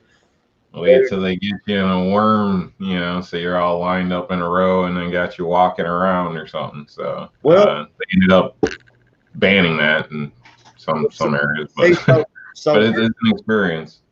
So we're doing all this, and then he goes, I need my first shooter on range. So, start doing this. He'd make a mistake, he'd come back, we'd all have to do push-ups. And I'm like, that some bitch was way over there, man. We're way over here. How are we supposed to help him correct a mistake? I was getting pissed, dude. I ain't gonna lie. And then so we get over there. Dude says, I get up there, it's my turn. Empty mags now. We had to empty our mags, walk up to the range, empty mags, certain amount of bullets. Got to set the bullets down on the table, mag down on the table, bullets, mag. Long rifle, pistol. Okay, you got what do you say? You got 1 minute to load them 2 mags. Dude, I was so tired. I was hurting so bad from all that running, all them push-ups and all this. Dude, I'm sitting over there and I'm like, I'm trying to pick these bullets up and I'm fucking, I'm trying to, and he's sitting there, 15 seconds, 30 seconds, and I'm freaking dropping bullets and crap. I ain't gonna lie, dude. I mean, I can sit here tonight because when I got home, after I kind of cooled down, took a shower, got something to eat and kind of chilled out a little bit, I sit here and loaded the magazine, no problem. Timed it, man, no problem. Man, out there, dude, with all that. And I guess kind of the way I'm going with this is that when you start talking about cops and all the training they're getting, dude, they're not getting this kind of training because Where's all our tax dollars going? Where do you think it's going? Why do you think these politicians are riding around and got mansions and riding around with chauffeurs and shit all the time, man? Chinese. That's where all the money's going. That's why Chinese. these mayors and shit. That's why these mayors and shit's got all this. Dude, let me tell you something. Chinese guy. If the cops got the kind of training I got today, they would be very proficient. They would know, but there are a lot of proficient cops out there, and there's actually a lot of cops who take training like this to try to be better. All right, Pay for it out of their own pocket. I've got to play the devil's advocate on this side, because cops have to deal with a lot more situations than what you're talking about. You're talking about like revolution and counterinsurgency and shit. Whereas cops get called out to a freaking neighborhood and two neighbors are fucking yelling. Now, first of all, I think the neighbors are stupid because, okay, so you're parking all your fucking vehicles on my side of the street. You go over, you talk to the neighbor, be like, hey, look, motherfucker, do you need to bring that to the level to where you need to involve the government? Honestly, anytime you involve the fucking government, you're already asking for fucking trouble. But see, you said counterinsurgency and shit. But what I trained for today, how is that any different than a couple of cops rolling up in a neighborhood where it's hostile as fuck and you don't know where the shit's coming from? And then you got a sumbitch running out at you, with a knife or a gun, or, all of a sudden this guy pops up over here and somebody pops up over there. Dude, I'm going to tell you, the way I was made to feel today was very intense. And at the end of it, they talked to us about it. And they was like, this could be in any situation, even in your own house. Because a couple of people kicking, how many times have we heard that it wasn't just one person that kicked in the door? It was 3 or 4 of them that come in the house. You got you got that, you got family members in the house. You want to talk about an intense situation. It's about training for the intensity and being able to think, being able to slow your breathing down, dude, because that was one of the first things dude got in my face when after I finally got them magazines loaded, and he was fixing to tell me to load my weapons to engage the target today. He looked at me and he said, brother, this is what it's all about. He said, you need to calm your breathing. I'm sitting there. I ain't going to lie to you. I was like, because I'm, dude. And he told me, see, this man right here knows what I'm talking about. And well, it's all fun and games, so you get out and actually do some of it. Exactly. And you realize this shit don't work. This look cool, but it ain't doing shit for me. Exactly. It's like, you start dropping down to what actually works. It's like people complain, weight doesn't mean nothing. Yeah, wait till you start carrying that. Weight means a hell of a lot. So Matt, a lot of trade-offs. I'm gonna tell you right now, I learned training is very humbling. I will state that, doing more than taking a few shots at a bullseye, getting up and using your stuff. Yes. It's very humbling. We all think we got it. Well, we might have had it a few years ago, but you got to get out there and keep doing it. So, it's great that you're out doing it, man. I think that's awesome. So personally, thank you. Thank you. I think it's, it's great for you. It's great for your family and your immediate, your neighbor's community right there. Because let's just say, you're good to go in some cases. So, you're already a step ahead of the game in a sense. So now with the cops, I would say, the cops are kind of already pretty good at killing people. Not meaning they kill everybody they come in contact with. Well, they have that immunity. Concerned with better thinking along the police lines in some cases. Training, like you're stating, yes, they should get better training. I've had conversations where it just shocks me. They get too close. When they approach you, a lot of times they're right next to you, or if there's a partner, both of them want to be right up on you. Nobody's standing back pulling security. Nobody's watching the side or nothing. I see a lot of mistakes with the police where, thankfully, I'm not a bad guy, but they could easily have an issue. And I think it's just sloppy and complacency. So, but as a public, we got to kind of support them too, in a sense that, in general, the public's shit, man. A lot of people are assholes. People bitch about bullshit. It doesn't matter what you do. Like that thing the other night, there was the girl saying the police strip searched them, and then they released the video of the girl's undressing herself and all this stuff in the car. I mean, that shit happens all the time. You know, it's. I'm not trying to justify one thing or another. We definitely have issues, but the shit goes both ways sometimes. You know what I mean? So you got to keep that in mind too. And when you're on a job, you want to go home. You know, it's just like if they're sending you overseas, you want to come back home. It's just what it is. So there was this one combination of a lot of shit that makes it a big jumbled mess, in my opinion. So there was a guy named Ryan Whitaker down here back in, well, I want to say June, maybe July, and he was in an apartment, and you know, granted, it was a middle to lower class apartment.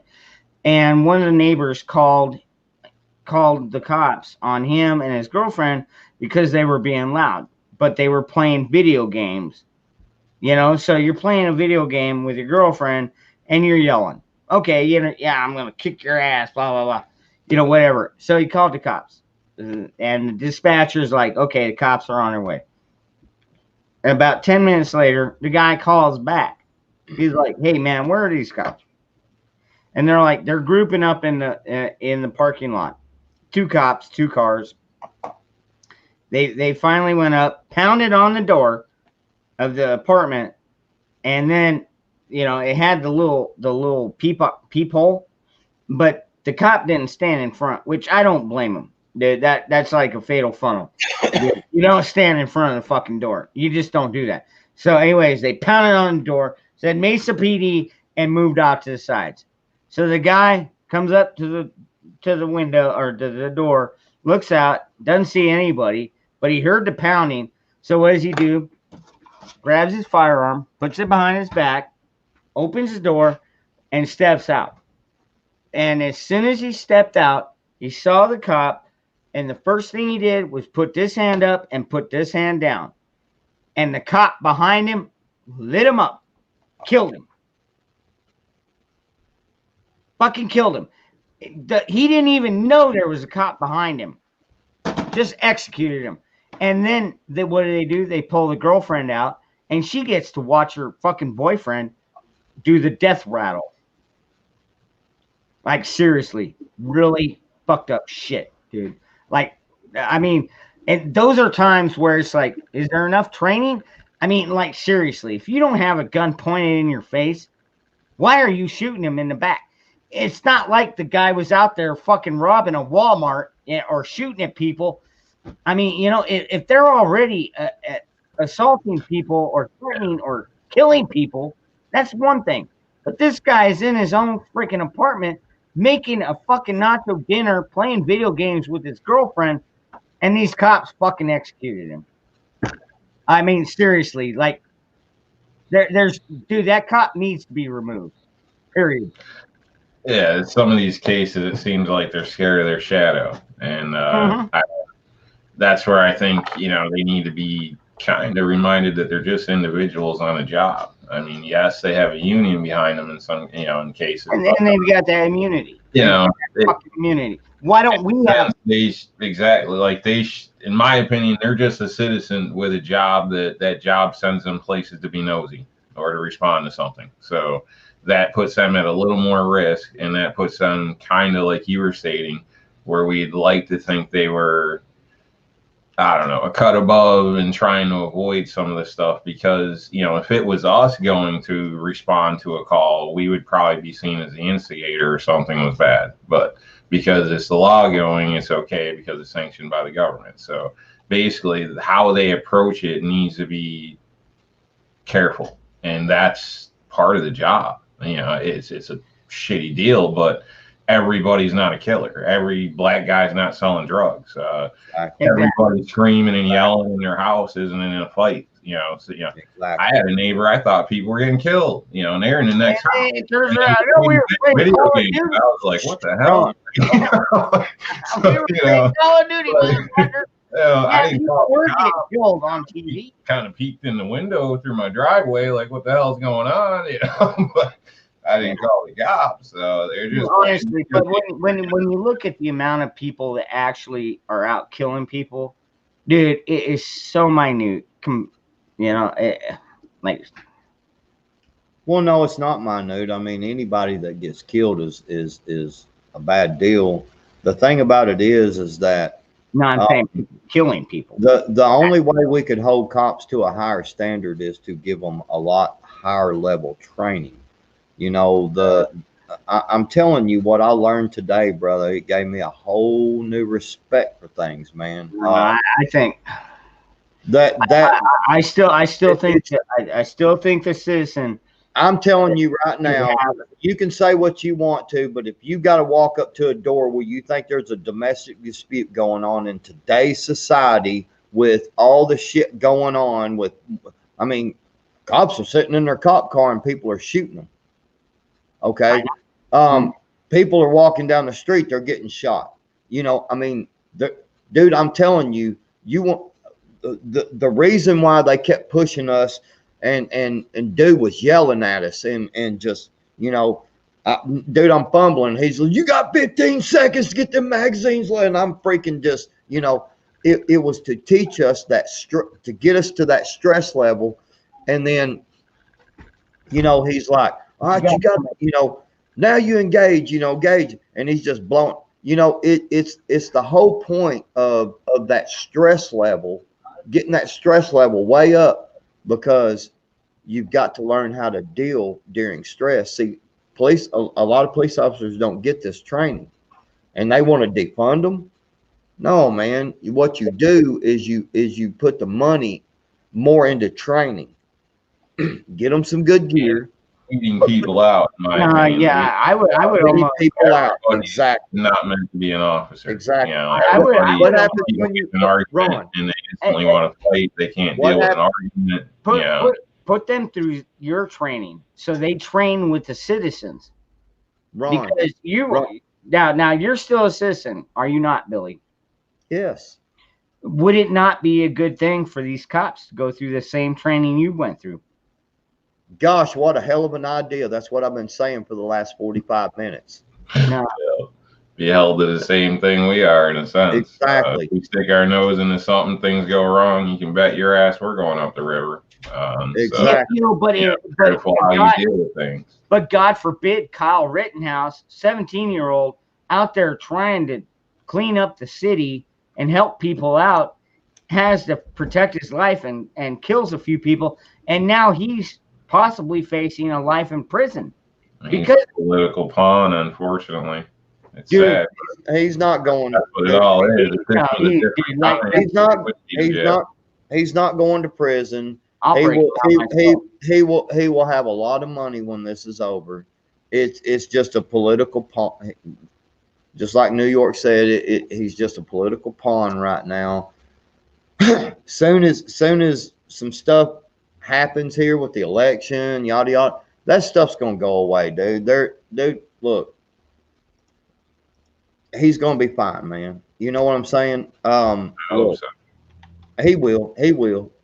You know, he's obviously going to be scarred. I mean, you can't get attacked in that kind of way and shoot and kill people and not, you know, have a little problem, man. I mean, you know, come on. And then be thrown in jail for it.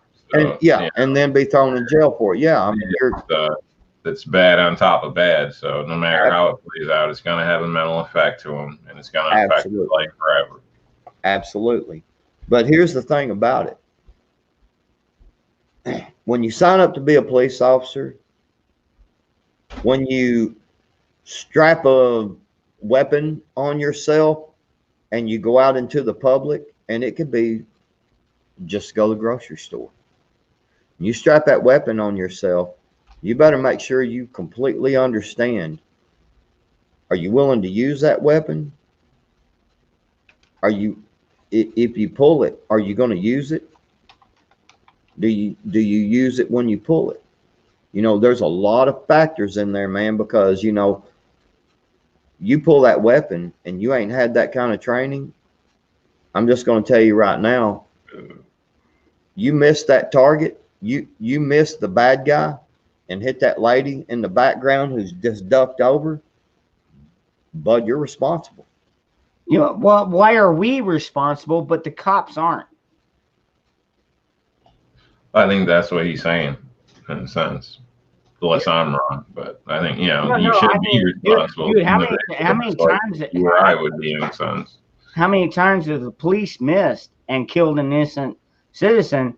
And you know, yes, A whole bunch of times, especially New York City police. Like, you're probably better off being the suspect if you don't want to get shot in those situations. Right.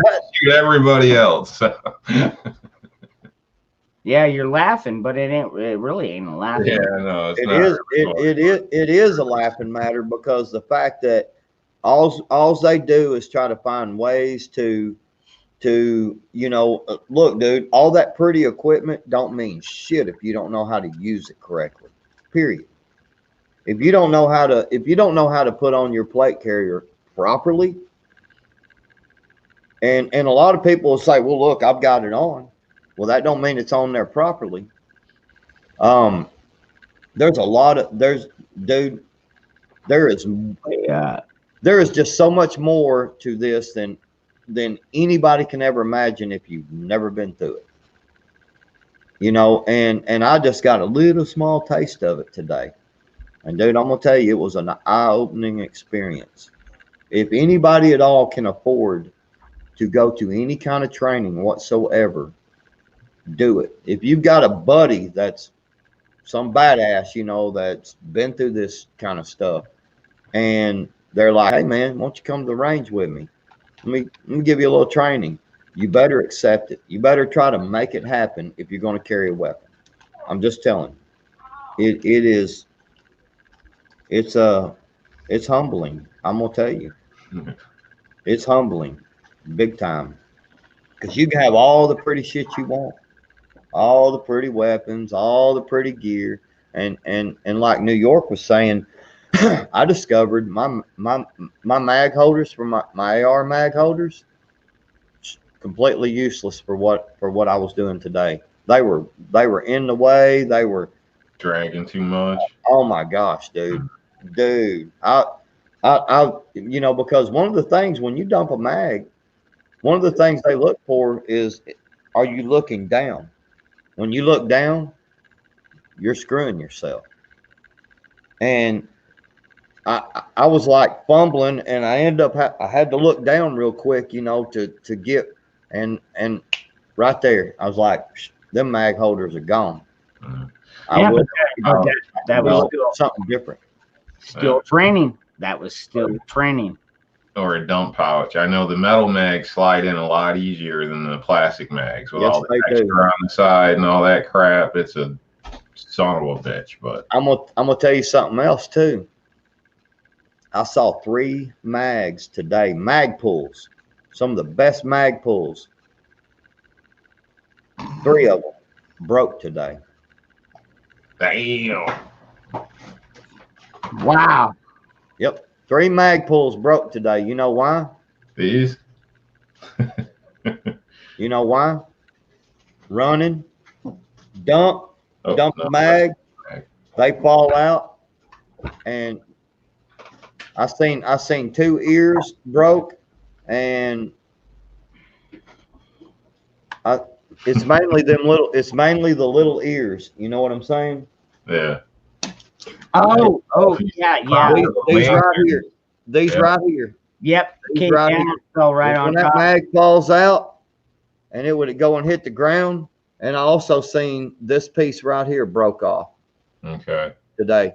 And yeah, look, Lancers has a metal on the sides to try to prevent that. So for people that that are concerned. So see, I got PMag too, and I guess what? I had 1 jam today. I had all steel mags except for I had 1 PMag. I had 1 jam today. Guess what mag it was? The PMag. I seriously never, huh? I said, I prefer the metal. I always have. I mean, these other ones are nice. They're cheap. I think good for range use and stuff. But yes, you get slammed on the ground, something like that. I don't know how well it's going to work out. I really don't. So, and unfortunately, shit happens. But we're not all Rambo. Sometimes you're hitting the ground. Sometimes you're hitting shit hard. I don't know if you've ever ran into a tree at night, but it sucks. So, yeah. It depends on how drunk I am. Well, Shit, where'd that come from? you want me to tell you how one of them got broke? Sure, yeah. 5-second burst back to the ground. He hit the when he went to go down, hit the mag on the ground, and it wouldn't fire. Pulled it out and it was broke, and the bullet was sitting up in there funny. Well, they're tactical though, Oh, they're cool. They look good. You can do all kinds of stuff to them, I learned plastic for the range, and I keep metal for actual use. You know what I mean? The way I see it, just because people say what they want or whatever, but worked in the military, it works. It's more durable. Are they indestructible? No, but they're stronger than the plastic. I don't care what anybody says. Explain. I'll be honest. I actually prefer the PMag myself. They're a little bit more than the Magpul. They're way more expensive than PMag is a Magpul. Well, I don't know. They're better. They just fit in so much easier.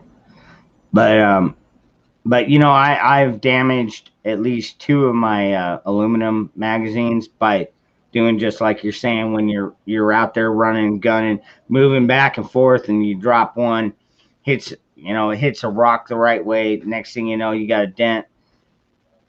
What do? Of course, I go in and fix it, because I'm a bender. I'm a bender. Bender rock. Keep in mind, mags are supposed to be disposable. I mean, to us, they're not in most cases. We try. That's why I'm a fan of like a dump pouch. That way you're not screwing around trying to pop it back in. You can just dump it and keep rolling. Or somebody else could drop you ammo while you're still working, and you can feed from that if need be, or whatever the case may be. But in general, in a lot of cases, mags get dropped off to you, you're resupplied, things like that. So, but for us being, whatever you would call us, I guess you would say, whatever, we're not ditching our mag and just leaving it in the dirt every time. So, it seems the metal's more reliable to me. Everybody has different mileage, so I'm not going to shame you. Dangerous if you like the PMags, they do your thing. I know, shit hits the fan. It'd be better if you use aluminum or the metal ones, but that's just my opinion. So I will back you 100% on that one, my brother. I promise you, because I'm gonna tell you something. I saw it firsthand today, and once again, strongest I can get. The funny thing about it is, I had one malfunction today. And it was bad. It was so bad that it bent the projectile, the one coming up, and it put a big dent in the casing of the other. And you know which mag it was? The PMag. This one right here. Magpul, Ron, but it's a PMag. And it was this magazine right here. And I noticed a while ago, just now, that when I was trying to hurry up and load this under pressure, what I noticed is this plastic here, you can flex it. You can flex this stuff, and I noticed this particular mag right here when I picked it up just a second ago. I looked at it. This second round in there was actually sticking up a little bit. And I shoved it back down and went click like that. And my steel mags don't do that. I've also seen first times loading these up. These I don't even know what these are here. Pro Mag, roller mags, or whatever, which seems pretty nice and everything. But first time loading these up, sliding the rounds in, I don't really slide it. I kind of just click them in, kind of. Right. Slide it back the slightest. little bits of plastic were catching up on the edge. It was like shaving the plastic as I was putting rounds in. So how long is that really going to last long term? You know what I mean? Exactly. Putting that much pressure on plastic. I mean, you don't have to be a rocket scientist to figure it out. You know what I mean? So Exactly. longevity, I don't trust them for longevity. So. Well, and that's like I said. I mean, you can take that PMAG and sit there and spread that stuff out a little bit, and if you're in a hurry, if you're in a pinch, and you're trying to shove a few rounds down in there, that's basically what one of the things that I got taught today. And you know, the PMAG, I'm not real impressed with, just to be honest with you. It's probably hard to see, but I can flex the plastic one pretty easy. I'm not flexing the other one, not very easily. So it might flex, but not much. I've got a question. All right, because I've got a Taurus, and now I've been looking around because Taurus, you know, when I got this, it came with two 15-round magazine or 16-round magazine. Well, 16, one in the chamber. But I'm trying to get larger magazines. But now I found that Smith & Wesson has a thing. It's called an SD40. Wait, was it SD40? Yeah, SD40. And you can get extended magazines for it. Now, it doesn't fit exactly, or does it? Because I can go in there with a Dremel tool and make my own mag release, you know, because that's all these things are, folks. You know, you can have this same thing, but have it like 30-round magazine, as long as those two notches are cut on the very front where the mag release is dropped or kept. Like seriously. So if anybody knows, is that adaptable with my gun? Because I looked around a lot and it looks like it is. So I think I'm gonna be. Well, there's more. See, the thing about it is there's more to a magazine than just your magazine release as well. You know, if you look at them, some of them set at a different angle. Mm-hmm. No, I get that. Like a So, Glock. I mean, Yeah, Glock. I could never. Before I went and started Dremel tooling and putting it in there and firing rounds through it, I would probably do a little more research. Because if you are not sure, look up when guns fail. When you got a detonation. God. Look that up. And I watched it. I watched Looking the for vlog videos. I watched a video of this guy. He took like freaking 20 freaking 15-round magazines and basically I guess cut them off at both ends and just shoved a bunch of springs down there. And it what did he say? It held 400 rounds of ammo, and like seriously fired this thing off pretty much flawlessly. Now that was a Glock that he was firing out of, but I'd be willing to bet you he used a proper Glock magazine to insert into the weapon. That's what she said. Mm-hmm. Make jokes about it, but I'm just telling you. Before I went and thought I was a gunsmith, I would probably do a little more research. I've done quite a bit actually, but you know what? I'll find out because Obviously probably checked around for aftermarket mags. Well, you know, everything, dude, like seriously, I know that Taurus still makes PT mags, but they're all 15 round. I'm looking for extended. Pro Mag makes a lot. So I bought one, and when I get it, it's gonna be a little bit different, but if it works, dude, I'm buying like 10 more. I got a lot of 40 caliber ammo. Oh, I mean, I don't got nothing for ammo, dude. Like I'm poor farmer over here. I ain't got shit, man. But like seriously, I know how to cut, drill, and manufacture. I built a couple of my own. Anyways, just leave it there. I was just gonna say, I definitely check in the aftermarket. I know there's a lot of up and down on Pro Mag, like he was stating. Well, like he mentioned Pro Mag, but some people seem very mixed 50-50 on Pro Mag.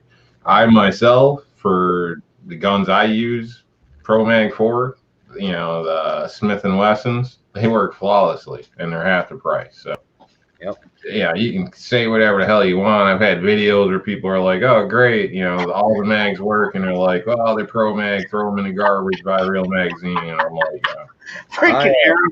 they all work. They're all All right, butthead. doing that. Ask Beavis. I poop too much. Like, I don't get it. Some people just hate them, but they work fine for me. Holds open, every round goes bang. I mean, it functions like it's supposed to. Now, I can't speak for other platforms or whatever, but I've even got a video up where I tested six Pro Mags, brand new out the package, just opened them, and showed you what happened. You know what I mean? And they work. I've got some Pro Mags, and I've never had a lick of trouble out of them. And again, for certain models, maybe they suck. Maybe I'd say the complete opposite, but I'd at least say try it before you knock it, because a lot of people just hear it and they don't even want to give it a chance. But give it a try. I mean, you're talking. I think I bought mine for like $19.99, $18.99. So for Smith and Wesson, that's less than half price for a magazine. So I'm trying it. I've got some Pro Mags for my Colt 1911, and I have a Kimber 1911 as well. The Kimber Custom, and I've got Pro Mags for them, and I've never had a minute's trouble out of them. Now, I've not fired thousands of rounds. 45 ammo is very expensive, even before the coupe world.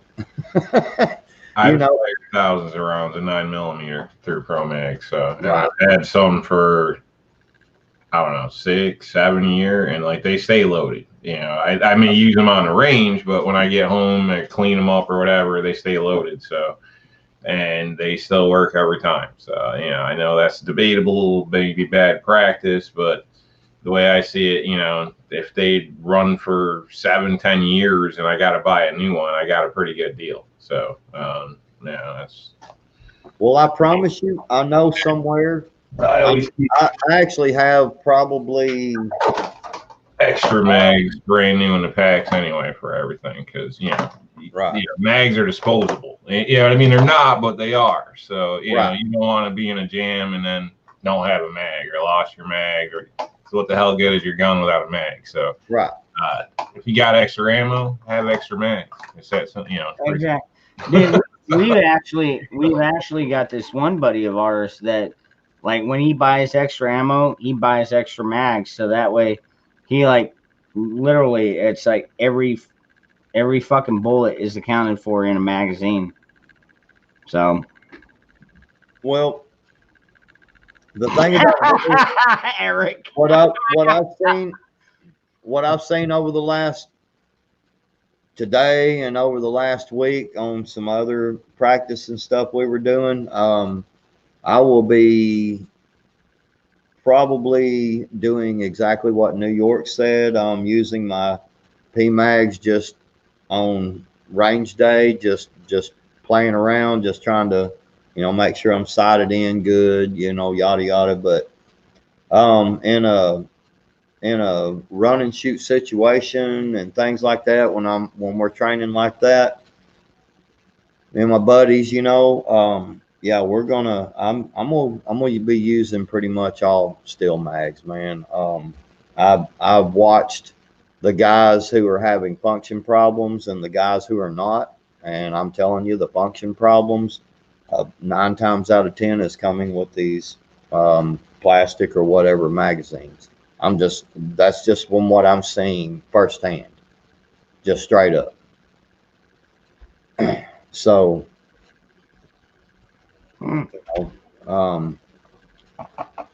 that's interesting.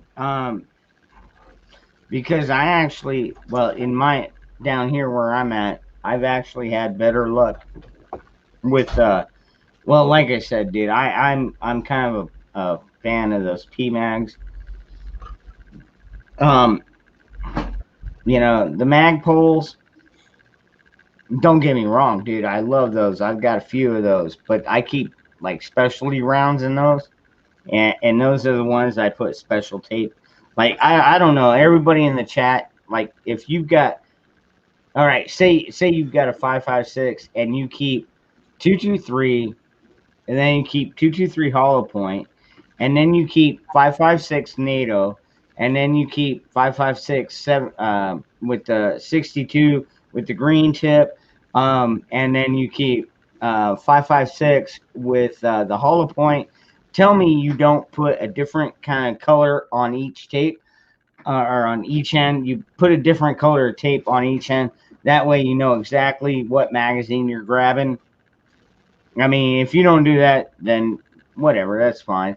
But at the same time, I like to know what I'm putting in my rifle when I put it in there. But I use different colored tapes.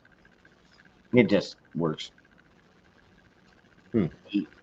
The Yeet cannon. Yeet! Yeet yeet. So, anyways, I have a feeling I'm gonna be. I really believe that this extended magazine with a little bit of modification is gonna fit my pistol perfectly. And if it does, I'm gonna buy like 3 more, and then I can have like 75 rounds in my pistol, which is actually more than I probably need because honestly, this thing is, dude, it's been a very good pistol for me. Not as perfect as my rifle, but then again, whatever is what pistol is going to be as good as your rifle? Like seriously, it's slim to none. Well, it depends on the situation. I mean, you know the whole thing about it is that you can't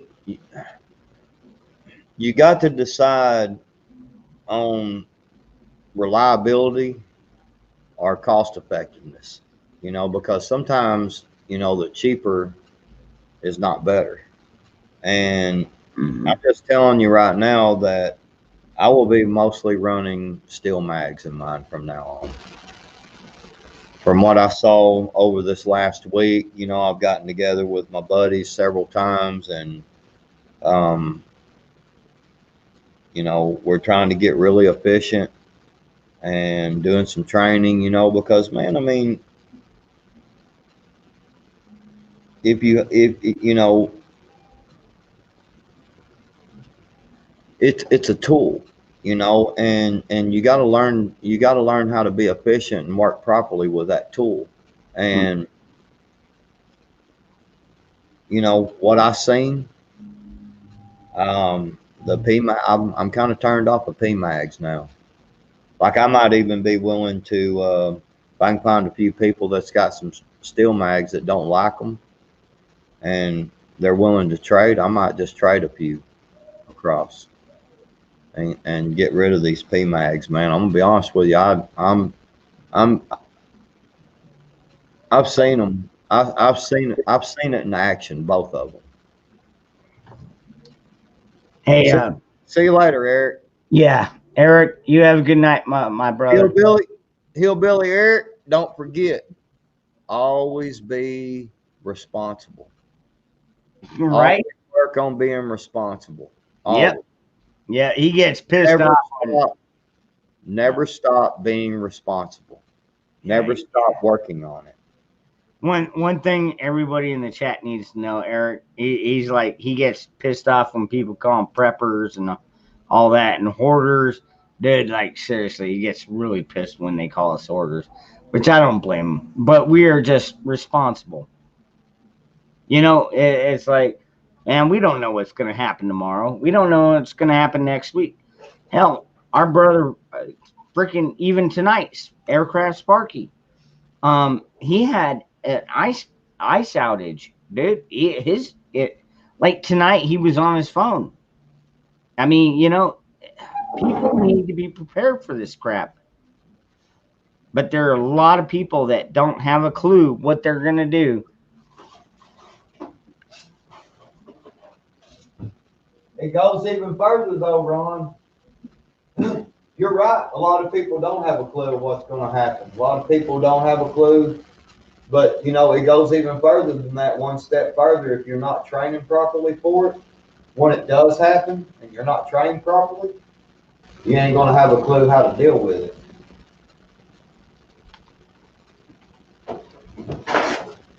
And if you don't have a clue how to deal with it,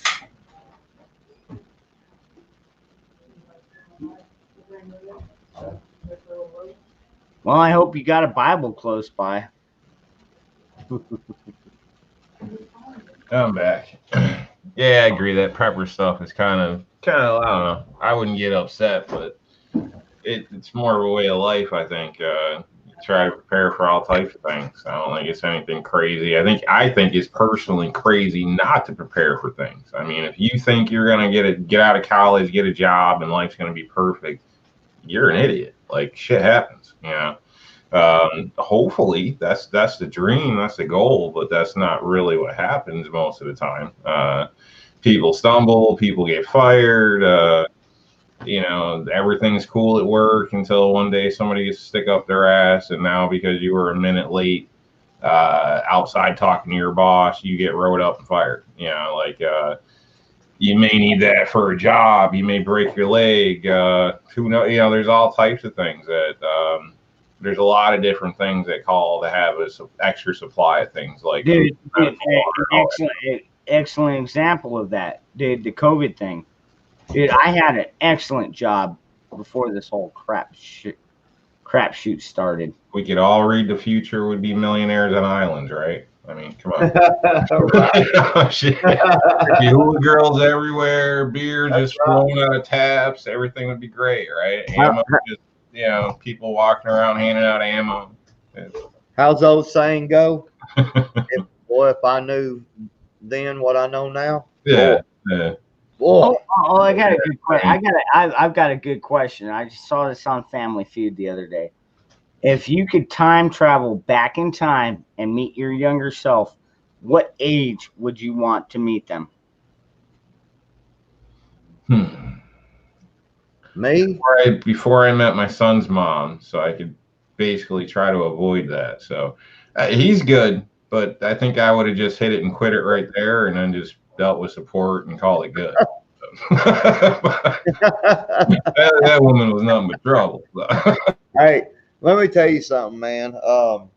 If I could go back, I would start when I was about 15 years old, when I first started doing drugs. Yep. I'm just gonna tell you straight up.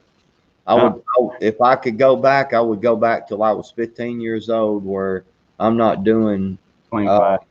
where I didn't start the drugs. That I wasted a lot of my life on that shit. Yeah.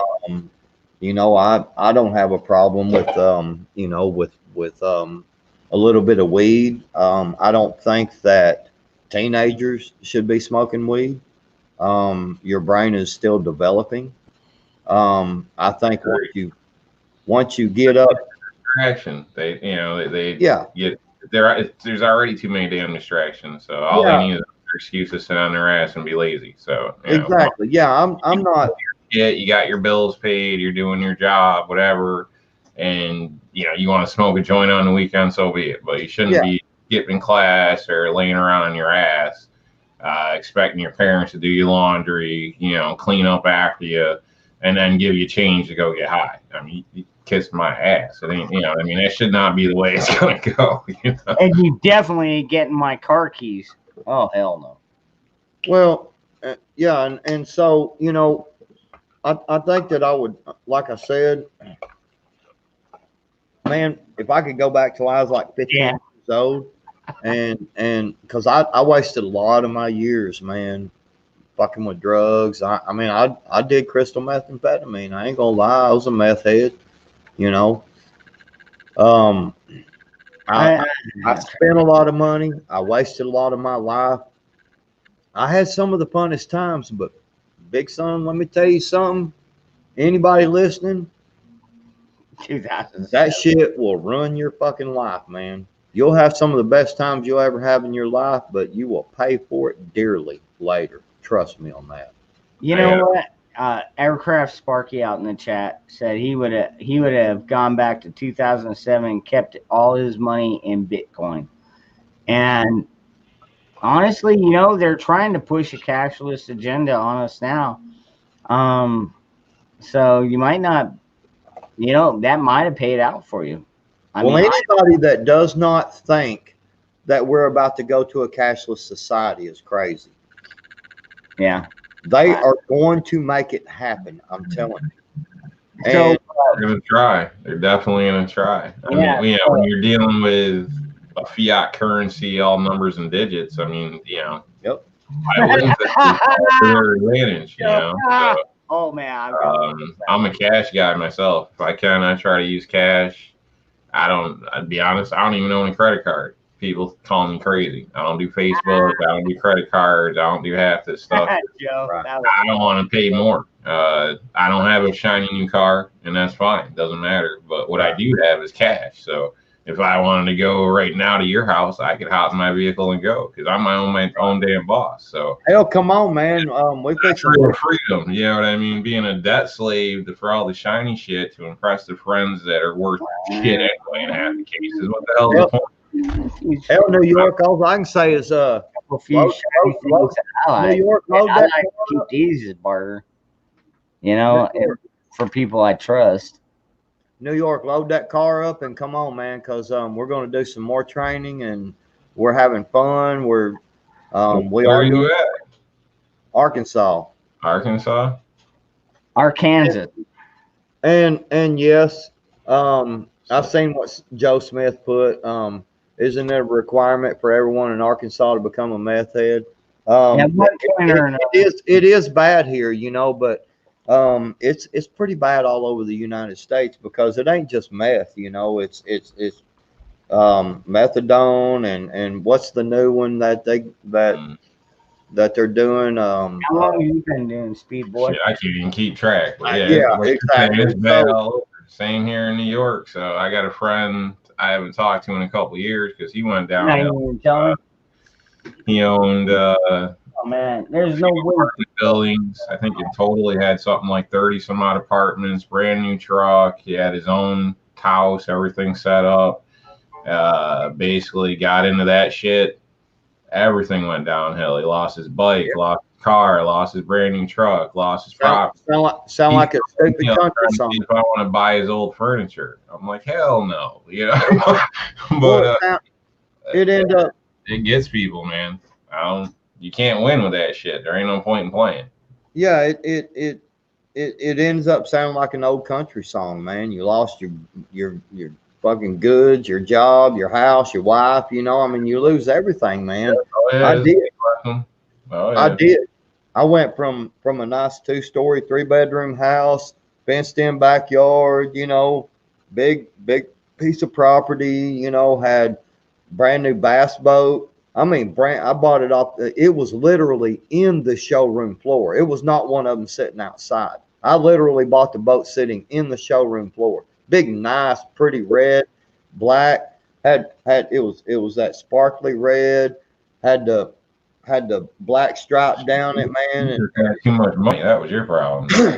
Well, I was making a lot of money. I worked hard, man, for it. Anytime the minute one of the bosses said, "Hey, we got a spot open for overtime," I'll do it. Yeah, but at the same time, I was over there. Yeah, I'll do it. Let me take my little break, in between shift change. I'd run out to the truck and, or hit that glass pipe, man, so, but yeah, I made a lot of money and fucking, everything was cool. But guess what? Sin is only sweet but for a season. And what that means is that when you're doing wrong, it'll be sweet for a little bit, for a season. We got fall, winter, you know what I'm saying? Just a season. And then all of a sudden it all goes away. And man, when I lost everything. I was one of them country songs. I lost my wife, my daughter, my house, my truck, my boat, well, I didn't lose my truck actually. That was the only thing that I did keep, but Dude, I lost everything. I went from all that nice stuff to sleeping in a truck. I was like literally sleeping in the truck, in my truck. And when I moved back in with my parents at 33, 34 years old, Damn. I That moved, dude, I literally had an S10 pickup truck, and I was able to move everything I owned in one trip in that S10 pickup truck. After having all that nice stuff, that's all I owned. Dude, I had like 3 shirts, I don't know, a pair of pants, a pair of shoes, a couple pairs of underwear and socks, you know what I'm saying? Dude, I seriously, when I moved to my parents' house at that age, I weighed 128 pounds. My eyes were sunk in. Dude, I was wearing a dirty South shirt. I had a dirty South, long freaking hair, double ponytail. I mean, I, So you know, what changed for you, man? Where was your limit? I, what changed for me? Yeah, unless you don't want to discuss it, but No, I don't mind a bit did because you hit rock bottom? Did you almost die? Did you, what? I'm I sure it wasn't good. I actually would love to share it because if it could get the message out to one person and save one person, it would make it all worth the while. And I'll tell you what happened. I was on my 5th job in a month, and I was working for a lawn care business. And me and my crew leader got into it. He said he was going, if I didn't shut up, he was going to hit me in the mouth with this walkie-talkie, right? I whip out my fucking knife and told him, I said, pull this motherfucker over. Let's go. And he pulls over. I jump out. I'm all in a fighting stance. This son of a bitch takes off and leaves me in the middle of Little Rock, Arkansas. Little Rock, Arkansas is one of the worst per capita places in the United States, actually, for crime and murders and shit. And I had to walk lots of blocks to get back. So I'm walking back, right? And I'm just sitting there like, fuck this. I'm gonna go and call homeboy, you know what I'm saying? Get me a little yayo. I don't know, old school people know what yayo is, but maybe it was just an Arkansas term, I don't know. But basically what it was the powder, cocaine, and it was also, when you start talking about yayo, it's the rock. So I said, yeah, I'm gonna go get me some of that. I'm gonna go get high. I'll worry about a new job Monday. Go down there, get my truck, finally make it back, get my truck, start taking off, get down to the stoplight. I start hearing voices. This voice is telling me, Billy, call your mom. Billy, call your mom. Now I hadn't seen my mom in 2 years at that time, because I was fucking high on drugs, man. I was fucked up. Billy, call your mom. So I went, found where my sister worked. I knew where she worked. I went and found my sister, and went to her job, and I said, I need to call mom. I hadn't seen my sister in a year and a half. They didn't know if I was dead, alive, what. I mean, I was out there. I was on the streets, I was on the real streets. I can tell you where I was living at, there was some shootings going on one night, and I woke up, went out there, cops are out there. There's a couple of dead bodies laying there. I mean, I was living in the hood, okay? It was a lot of bad shit going on. Anyway, I get over there to my sister. Call my mom. I'm like, hey, I need to come home. I think I'm going crazy. She said, why do you think you're going crazy, son? I said, because I was just at the stoplight. I told her, where I was at, because we're all from here. You know what I'm saying? We all know. Oh yeah, She says, you found a dead body not too far from you. she said, son, you're not going crazy. She said, about 30 minutes ago, I was on my knees begging God to bring you back home. And I'm hearing these voices, telling me to call my mom. And I'm like, man, that's kind of hard to, you know what I'm saying? That's just kind of hard to, coincidence. Come on, man. That ain't coincidence. You know what I'm saying? And so, yeah, man, that's kind of what brought me away from the drugs. That's kind of what made me realize I started going to church. Spiritual moment, then you would say. Yes, sir. Yes, sir. Absolutely. Absolutely. I will never push religion, or I will never push a relationship with God on anybody. You know what I'm saying? Because each individual has their own right to choose the way they go. Yeah. I will give advice if somebody asked, but I will never push it. I will tell you, the moment that I started going back to church, the moment that I started believing in God again, people can call it real, people can call it fake, but here's the thing: if you don't believe in something, you'll fall for anything. And remember that. Remember that. Well, now, Don't stand. If it works for you, it works for you, man. So Exactly. see, for And me, now, for me, this is. Hold on. Hold now, on. Ron. Billy, come on, man, give me a chance to interject here. For me, it's a matter of, as long as your religion does not inflict on my religion. Like, you can't come out here and say you can't believe. But see, everything is an argument with you.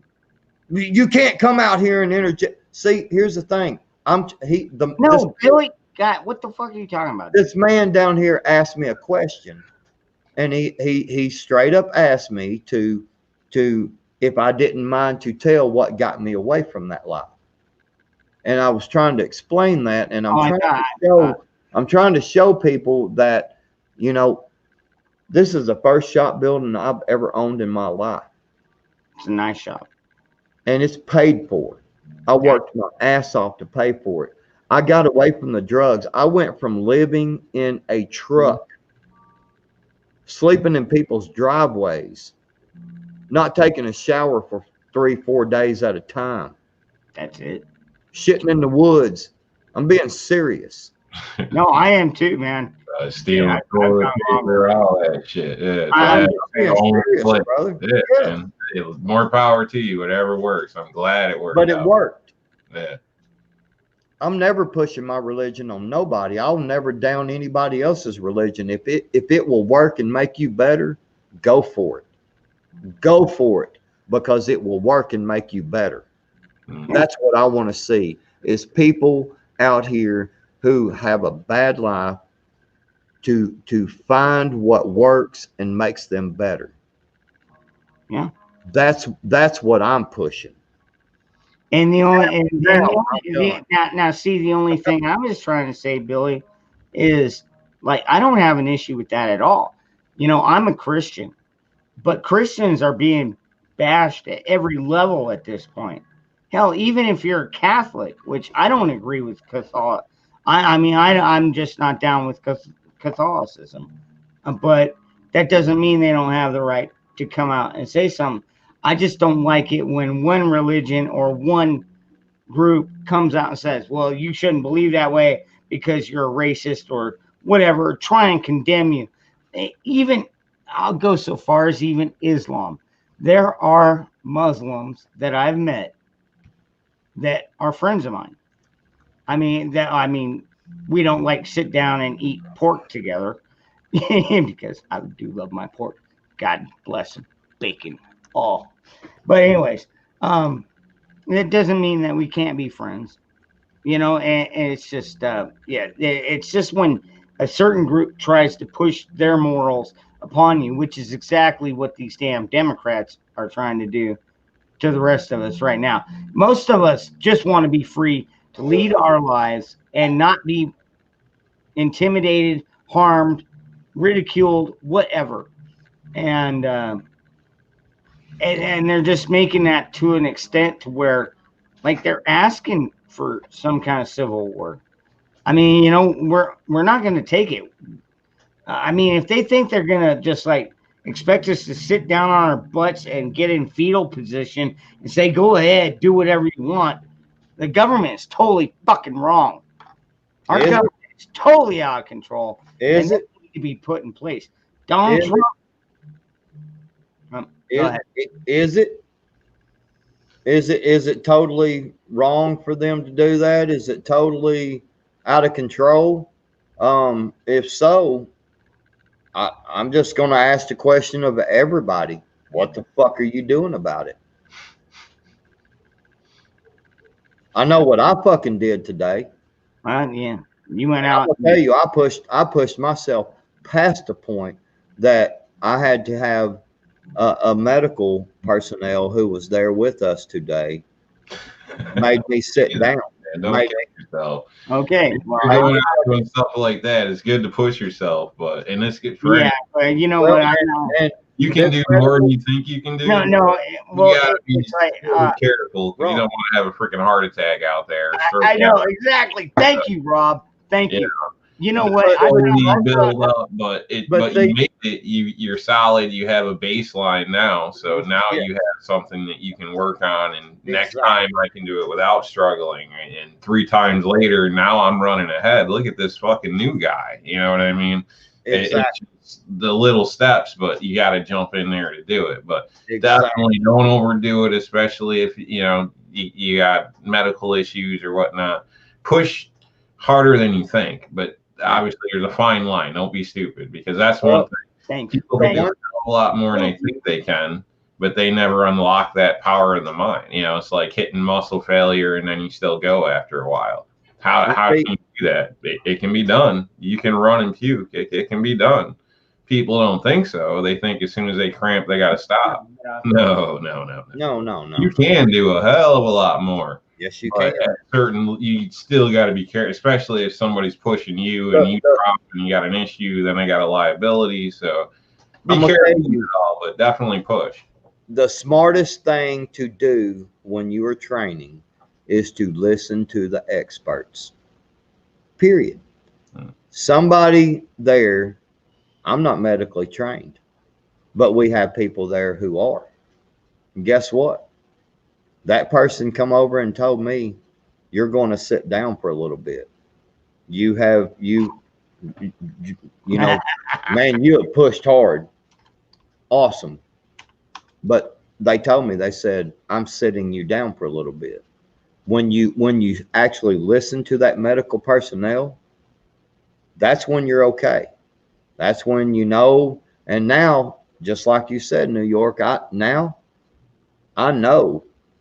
where I can go and where I need to stop for now. Mm-hmm. But you see this over here? I'm going to show you something. Okay, come on, show off. Yep. You see that right there? Nice. Big, nice workout bench. You see that box over there? You still haven't got that thing put up. Damn it, Billy. I've been doing real training, okay? So now I'm fixing to do some training to better myself in the real training. That's a punching bag stand. There's a punching bag.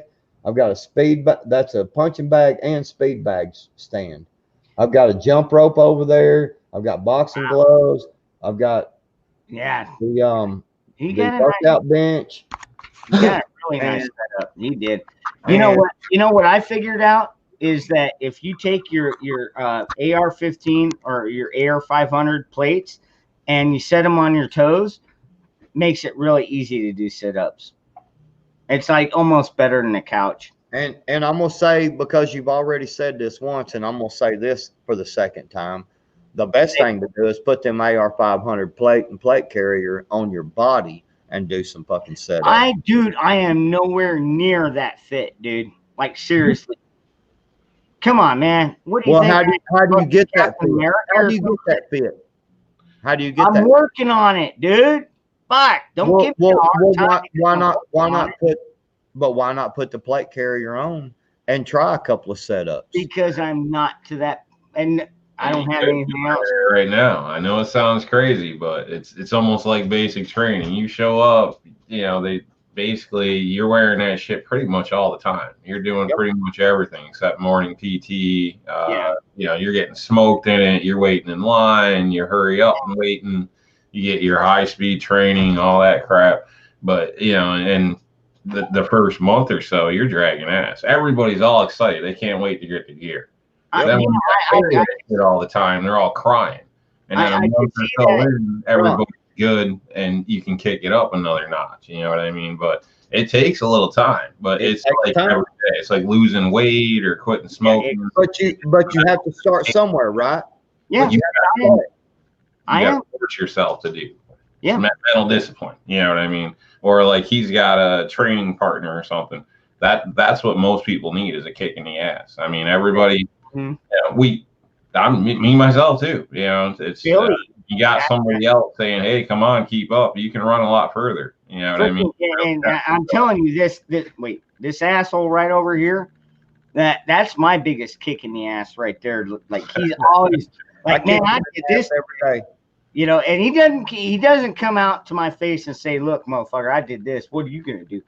But he kind of implies that when he talks to me. But I am working on it. Dude. I am doing sit-ups. I'm doing push-ups. I'm getting that gun bigger, that freedom gun. See that?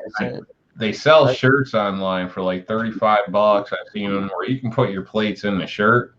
Yeah. So if you're worried about standing out, walking around the yard, doing yard work, shit like that. I mean, yes, up close, anybody that knows is probably gonna know. But the average people driving down the street or whatever aren't gonna be like, "What the fuck's that guy doing?" You know, that's the cool thing about living in small Yeah. town Arkansas. I've actually cut my grass with my plates on. There you go, and that's I mean, it's like, honestly, you know, that's a great simulation of walking around, Yeah. kicking rocks or whatever the case may be. You know, Yeah. not necessarily kicking rocks. Let's hope not. Right. You know what I mean? no, yeah, exactly. You Well, know, see, that's the whole thing is that you've got to start somewhere, and you can keep telling yourself you're just doing setups and you're using your plate carrier to hold your feet down. And well, I'm not quite there yet. Well, I'm just not quite there yet. Well, let me tell you something. you're not in pain. You're not working hard enough. That's right. Yes, exactly. And I'm gonna tell you something. I freaking got my ass whipped today. But you know what? And one thing I can say is I learned where I can go and when I need to slow down, when I need to stop, when I need to stop and say, look, all right, I'm 52 fucking years old here. I need a drink of water. Okay. You know, I learned when to do that today. One day I learned that, and I learned it and I paid attention. I paid attention to my body. I paid attention to what happened, and I pushed it. And I'm going to tell you something. There is nothing better than having a couple of training partners to sit there and push you. And then when they notice, you know, because they're trained, when they notice that, okay, you know, look, you know, this dude's kind of staggering a little bit. Hey, sit your ass down. You ain't got no choice. You're going to sit down. You know, and that's when the perfect time to have you hold the position and prone for a while. You know, Exactly. heartbeat. You know what I mean? I want you to focus on that front sight. Put a dime up there. Let's see you cycle it. You know what I mean? Things like that. Yep. You know, it's an up and down, and eventually you can stay up longer. So, and I'm sure next time you probably learned you can't hydrate for today. You got to hydrate for tomorrow. You know what I mean? So yes, hard lesson, and it doesn't have to be hot. It doesn't have to be 100 degrees out. You can get dehydrated in the winter just as well, especially yes, you can. here. So Yes, sir. you know, it's all mental preparedness and forcing yourself to do stuff. I mean, I was never a fan of water, honestly, but you know, I drink more than I like to, you know, because you need to. It's just the way it is. technically feel like shit. Most people are dehydrated. Like that's Yeah, why you go to the hospital, they're sticking you with an IV because statistically, you know, I drink. I you drink will feel much as I better, feel have comfortable. less headaches, more energy just by drinking more water. It's that simple. Correct. That's why I pick- It's see, and here's the thing.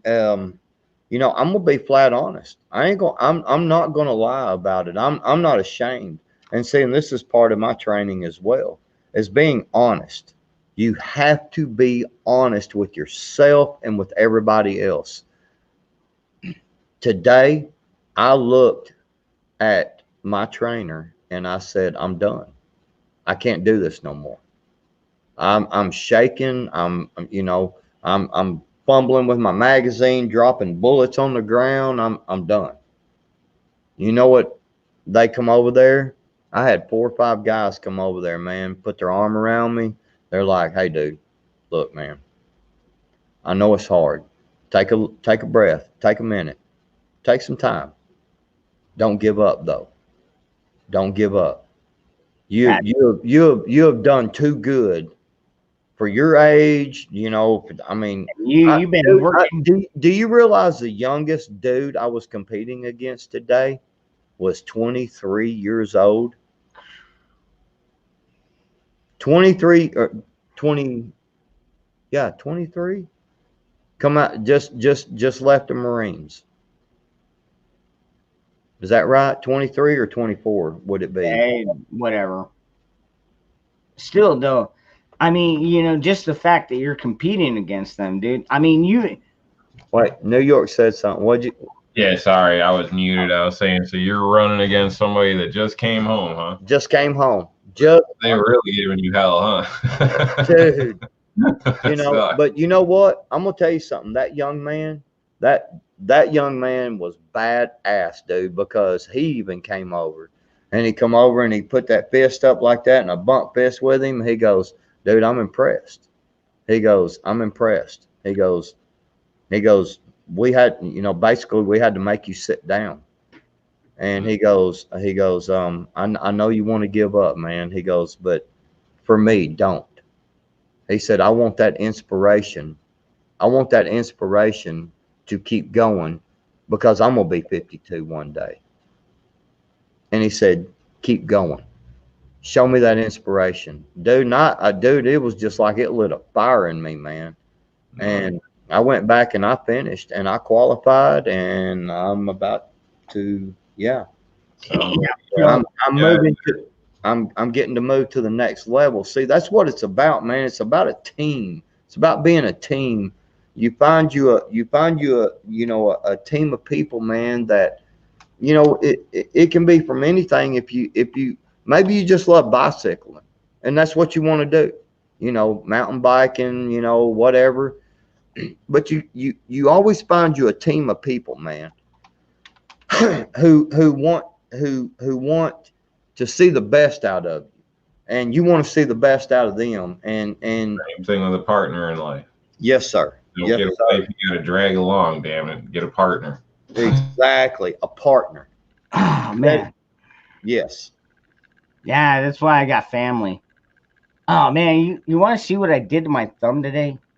Oh man, poor I baby. know. Look at that. Oh, Man, poor baby got a scratch, dude. Like seriously, we were cutting down part of my sister's tree today, and there was one dead. Well, there's a few dead branches, but we started with one of the top ones, and so my son, my youngest son, went up there like the little ape monkey that he is, and took the sawzall, cut the limb free, got down, and we're yanking on this thing. It ain't budging. I'm like, you know what? Give me a cord and give me the truck. And so we rigged up a freaking, like a dog chain, well, one of the braided steel lines. And anyways, I hooked one. My son hooked one end around the tree branch we cut. My other son backed his truck up. I hooked it up, and he took off, and that tree branch came down. I went out with my sawzall, and I was cutting. They were hauling. They had like a lot of firewood A lot of fucking firewood. And only 2 scratches. I only got 2 scratches out of the whole ordeal. That was pretty good, I think. I mean, come on, man. I'll tell you what, when I was a carpenter, dude, there would rarely be a day I wouldn't come home without some kind of little scratch or splinter or something. It's part of the job, man. Yeah. It's part of the job. You get home and you're like, oh shit, where did that come from? Yeah. Like, oh, man. Well, you know, and after you, yeah. All right, so here's the part where I just Hey, Ira. here's the part where I get to be an asshole. You know, You're always an asshole. Okay. you know, here's the thing. I was sitting over there looking at you, and you look like Ted Nugent that wasn't. Like, you look like Ted Nugent that wasn't. That wasn't what Ted. I'm not. Ted. That wasn't Ted Nugent. You know, what do we call that? Perpetrator? Like-minded. Fake. I mean, I'm not. The cover does not match what's inside the book. Are you speaking to me or him? Yeah, no, he's talking. He's talking to me. Yeah. This guy over here. All right. So no, New York. I'm gonna tell you. So no. Now wait a second. Real deal. Now, Billy, you just. I know you're the real deal. Now, what are you trying to say to me, dude? Come on. Now we're brothers. What are you trying to say to me, brother? I'm saying that you're doing a hell of a job protecting that fucking chair, brother. Keep doing what you're doing. Hell of a job. Okay. I will. But you know what? When I get off this chair, I go around and I cut down trees. I do sit-ups. I do push-ups. All right. It's all good. I'm just messing with you. Don't get all upset. Don't start crying. No. I go around chasing pussy. Don't get me wrong. Yeah, your cats. Hey, y'all want to eat yet? No, man, they love it, dude. I'll tell you what, my cats actually love it when I chase them around the house and pick them up, and then they grab me and they hold me. I love cats, dude. Ron's got snakes, but I can see it now. Ron's got like rainbow underwear. He chases these little kitty cats around with. Oh, do y'all want to eat? Do y'all want to eat? No, they tell me. They come up to me and they're like, hey, meow, meow. And I'm like, oh shit, you need food. Yeah. I've kind of learned the cat lingo. They tell me when they're getting hungry. They tell me. I would punch that fucking cat in the face. Just like, shut yeah, but you're an asshole. And you just said you're an asshole. So you are, but you know what? I think we're all pretty much assholes. I'm a dog. I'm a sheepdog. All right. You know, I take that back. For any women in the chat, I don't think you're assholes, but you're probably bitches. I'm a sheepdog. I hate cats. I mean, you know, it's just human nature, dude. Like we can be the nicest people that we think we are going to be, but at the same time, it's like when somebody pisses us off, we're going to just tell you exactly what the fuck we think, and we're not going to give a shit. You know what? Yeah, we're all assholes. You talking about like, row, Joe. That was a good one. And you know what? They are, but now, Joe Smith, keep this in mind. Dude, my cats actually hunt down doves and other varmints. Like, I've got one cat that kills scorpions and roaches, and I've got another one that literally brings live doves to my house. Like, Joe's like, damn, I got a cat. Shit. No, this one brings live doves. What the hell? I don't even need a BB gun. Cats, man. I don't even need a BB gun. I'll just be like, bird. Shit. Hey, man, I didn't want this cat, but it didn't work out. It didn't matter what I wanted. Everybody that comes on here has got cats and shit. What the hell, man? You know, cats too much trouble, man. You got to, dude, hold on, man. You put a fucking litter box in the house. The cats go over there and shit and piss, and you go clean the shit up for them. You know, you go over there and you're like, here, kitty, and the motherfucker stands over and looks at you like you're fucking stupid, and then you walk over and pick the damn thing up, dude. Well, apparently we don't have the same cats. First of all, half of my cats don't even shit inside the house, dude. One thing I'll tell you, all right, y'all don't know where I live, but I've got a big ass doggy door, like seriously big enough that all three of us could fit through. Not at the same time, but individually. Dude, I've got a huge ass dog. Trigger. Anyways, I've got a huge ass doggy door. The cats use it, dude. Most of the time the cats shit outside and piss outside. I don't have that issue. I do have You told me the cat shit on the rug the other day. What's that? You told me you got a cat shitting on the rug. No, that was like when was the last time the cat shit on the rug, Ryan? It's been a long time, right? Yeah. At least 2 weeks. Nah, about 4 months. Longer. Bullshit. It was like 2 weeks ago you told me the cat shit on the rug. You was mad and you was throwing shit and got mad. Nah, I see people following around picking dog shit up all day. I don't pick nothing up, dude. I live in the country. I don't pick no dog hey, shit. man, you know what? All right, hold on. I want to say goodbye to my brother, American Warhorse Manny. Oh yeah, American. I don't know. You're probably on the job right now, but you know what? Happy Halloween, and I appreciate your love, brother. You have a good night and stay safe, which I'm pretty sure you do.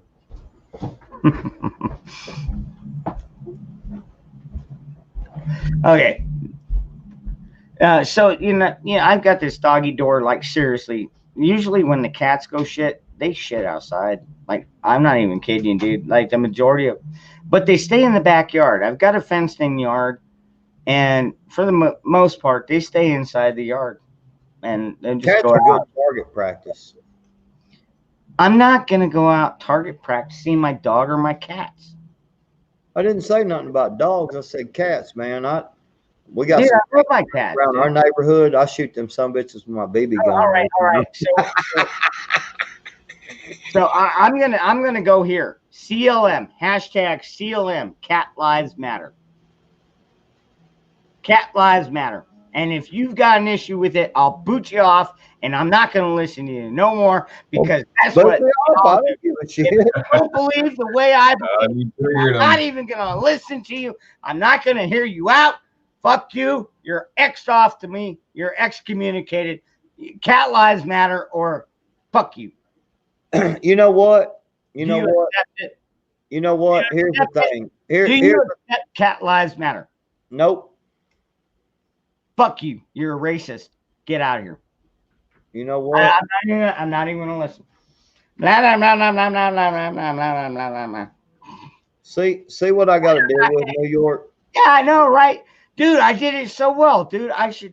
You don't, New York. You don't have any people around you like that, do you?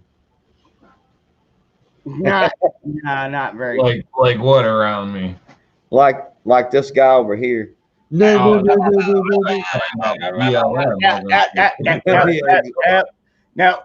Exactly. BLM. Exactly. Yeah, they're right next door. So Store boy. yeah, so if shit hits the fan, it's gonna be pretty interesting around here. So yeah.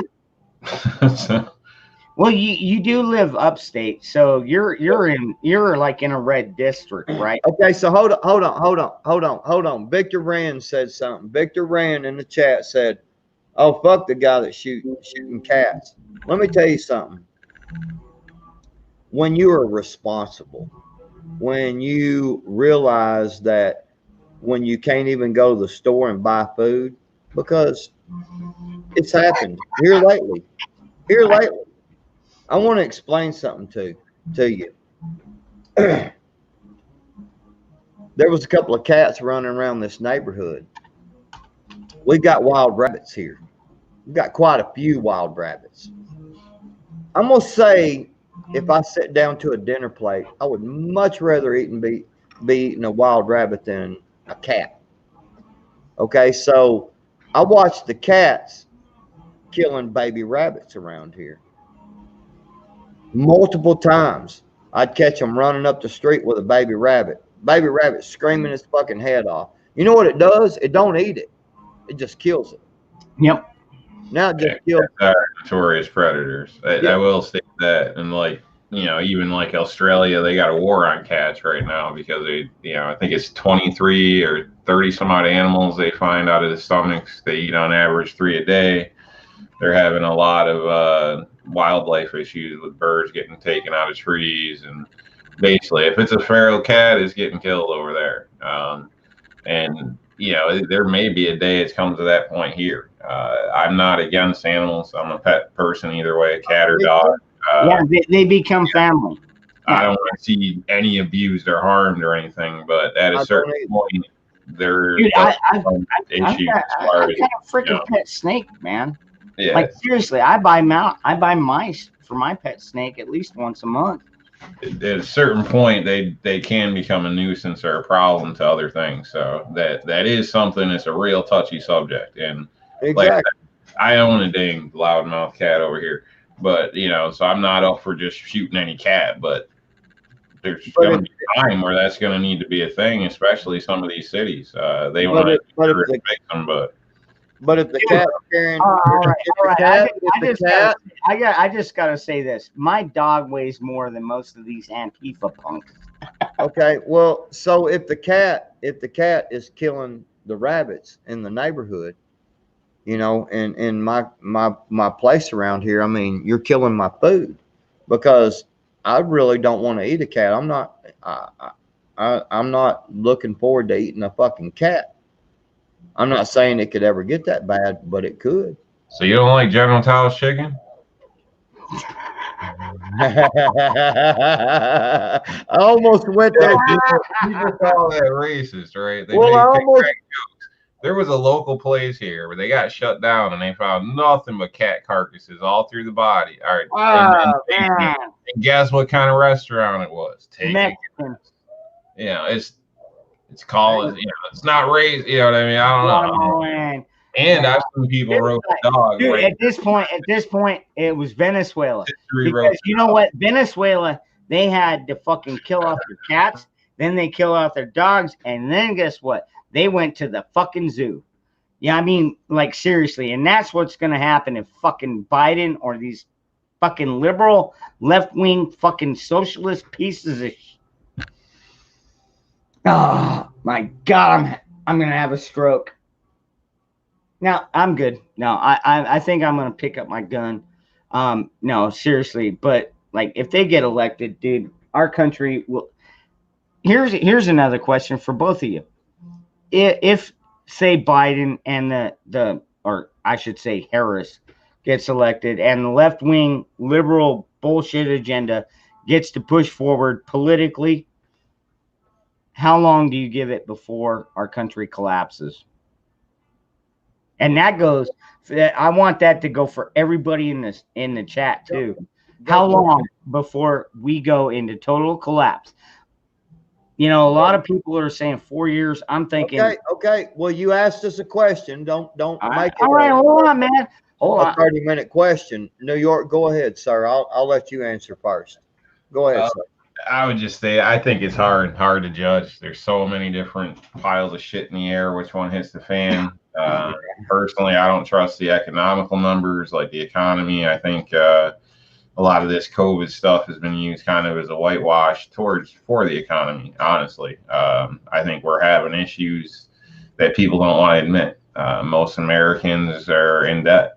Most people that own a credit card, according if you want to believe the numbers, over 70 some odd percent are in debt. A lot of people didn't pay their bills when they should have. You know, a lot of people got that stimulus check, went out and bought a new gun, went and bought this, but they didn't pay a full rent payment. So a lot of landlords are going to be, you know, I know for a fact a lot of landlords aren't getting paid. They're not getting paid full amount. Well, they still got to pay people. Most of these people don't own the damn building. You know what I mean? Like everything, you know, drops down. All these car loans. people aren't paying rent, everybody's getting a new damn car. Yeah, Right. I think everybody's just hedging that, get as much debt as you can, and if the world takes a shit, oh well. But if it doesn't, everybody's gonna have to pay for that shit. Let's see what happens on people's tax returns. Is that credit coming out of your ass?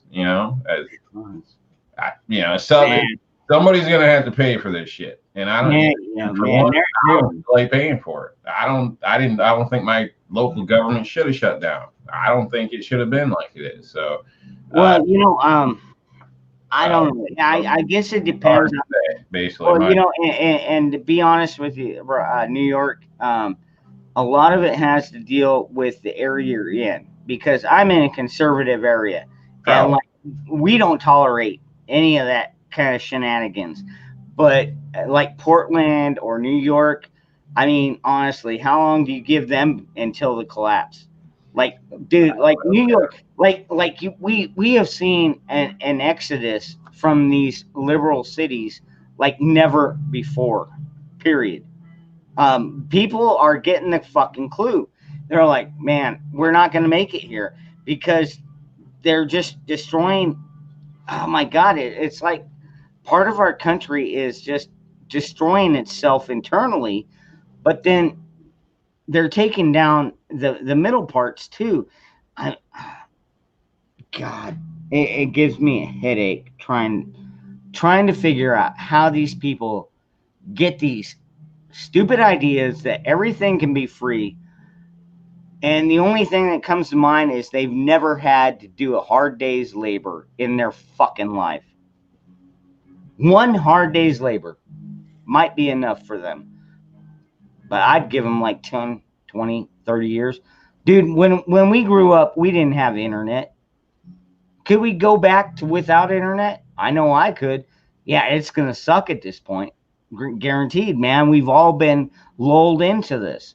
We've all been lulled into the easy life, and, we've got all this easy access. Well, you know what? I've also got a ham radio, and I would be just fine finding some kind of local communication. I don't care if it's for 15 fucking minutes. But you know what? I've got my community, and I've got my family. You're gonna be porn, man. I'm sorry. I went off on a little bit of a rant. Where are you getting your porn from? My porn? Yeah, no internet. All I gotta do is close my eyes, man. Shit, dude. I'm just trying to lighten it up. Sorry. I'm not gonna go into too much detail on Actually, New York, you're not.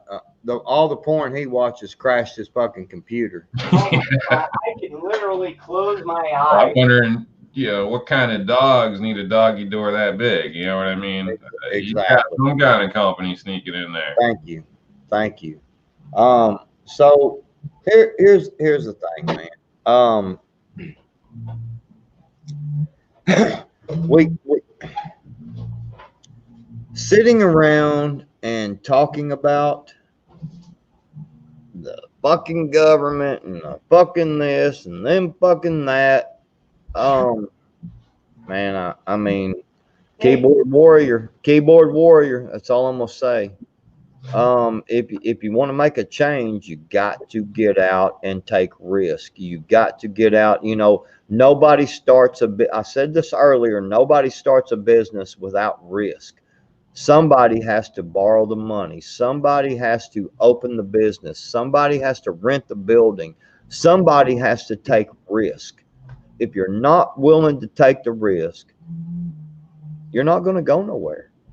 Somebody had to sail across the ocean. Somebody had to encounter new people. Somebody had to journey across the United States. Unknown. Everything is unknown. Somebody had to take a risk. The one thing I can tell you is you will never go anywhere unless you take risk. You will never be anything more than you are unless you're willing to take a risk, unless you're willing to get out there, to take that next step, to go and push the limit. Otherwise, you're not going nowhere. You're going to sit where you're at and be who you are and accept what is coming because you never went out and took a risk. Yeah, you gotta take a chance. Ah, It's same thing with dating or whatever. It's like, that's another topic. But a lot of guys complain like they expect women to just fall at their feet and shit.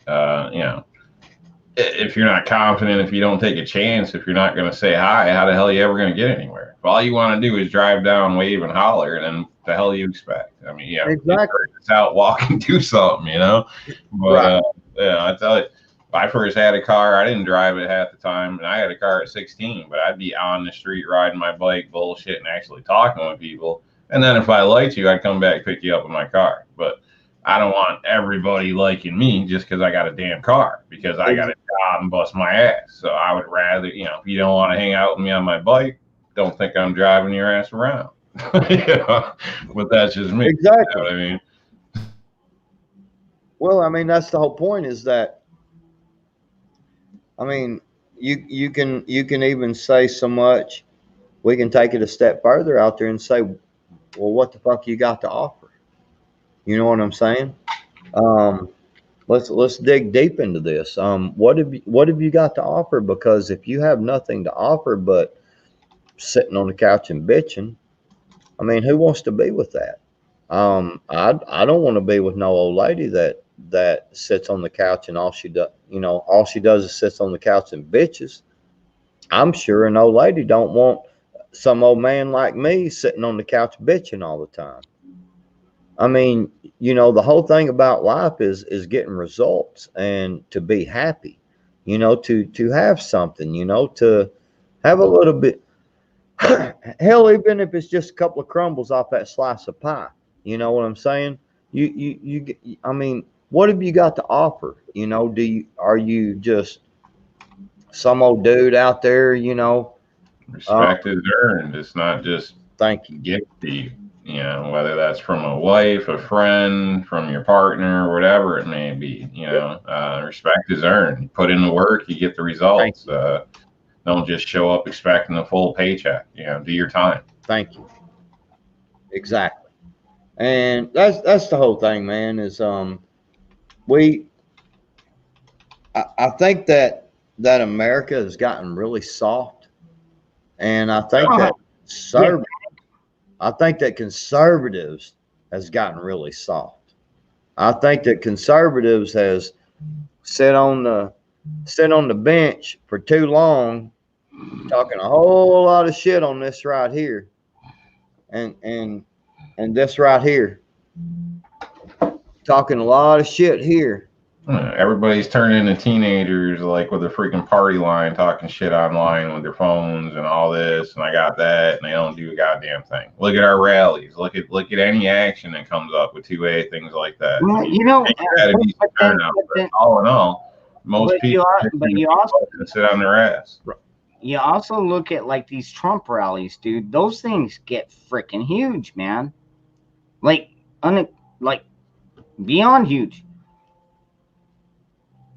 Have you ever noticed that? And they're like, oh yeah, Trump had 30,000 people over at this rally, and Joe Biden had 150 at his. And it's like, oh, Joe Biden did awesome tonight. It's like, are you fucking kidding me? Like, seriously. You seriously put anything into what the mainstream media puts out, dude? I mean, come on, bro. No. Crazy. Damn. No. Bullshit. Now, before you go into me like that, now you gotta keep in mind, I don't buy into that. You know me better than that, both of you. In fact, everybody in this stream knows I don't buy into that crap. Really? But there are plenty. But there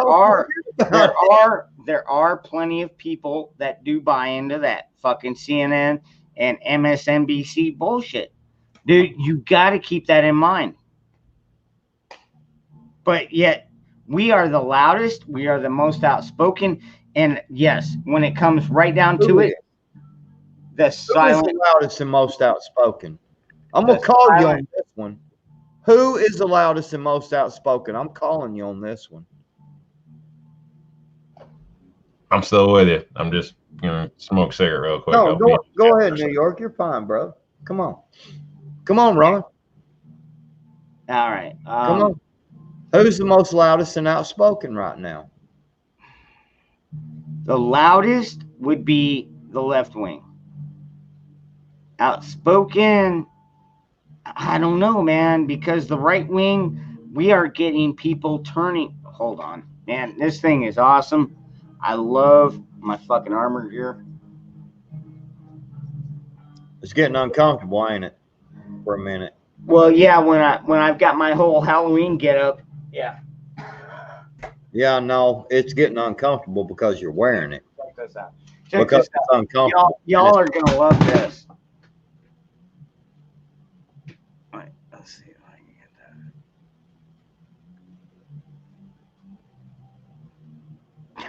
get that. I know you've seen that one before. Stop moving away from the subject.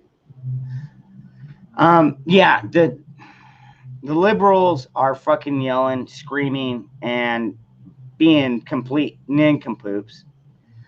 But I think when we get right down to it, the silent majority, you know, the people with common sense are the ones that are coming up to the plate.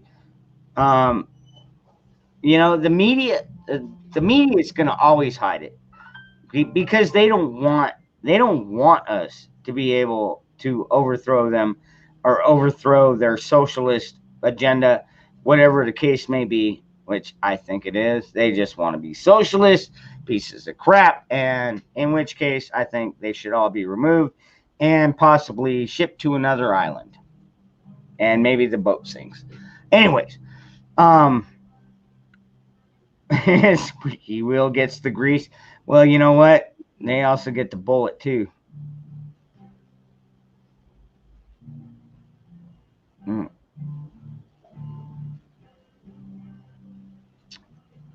That's some good Arizona iced tea right there. So, do y'all like my Halloween costume? Yeah, I went as a redneck.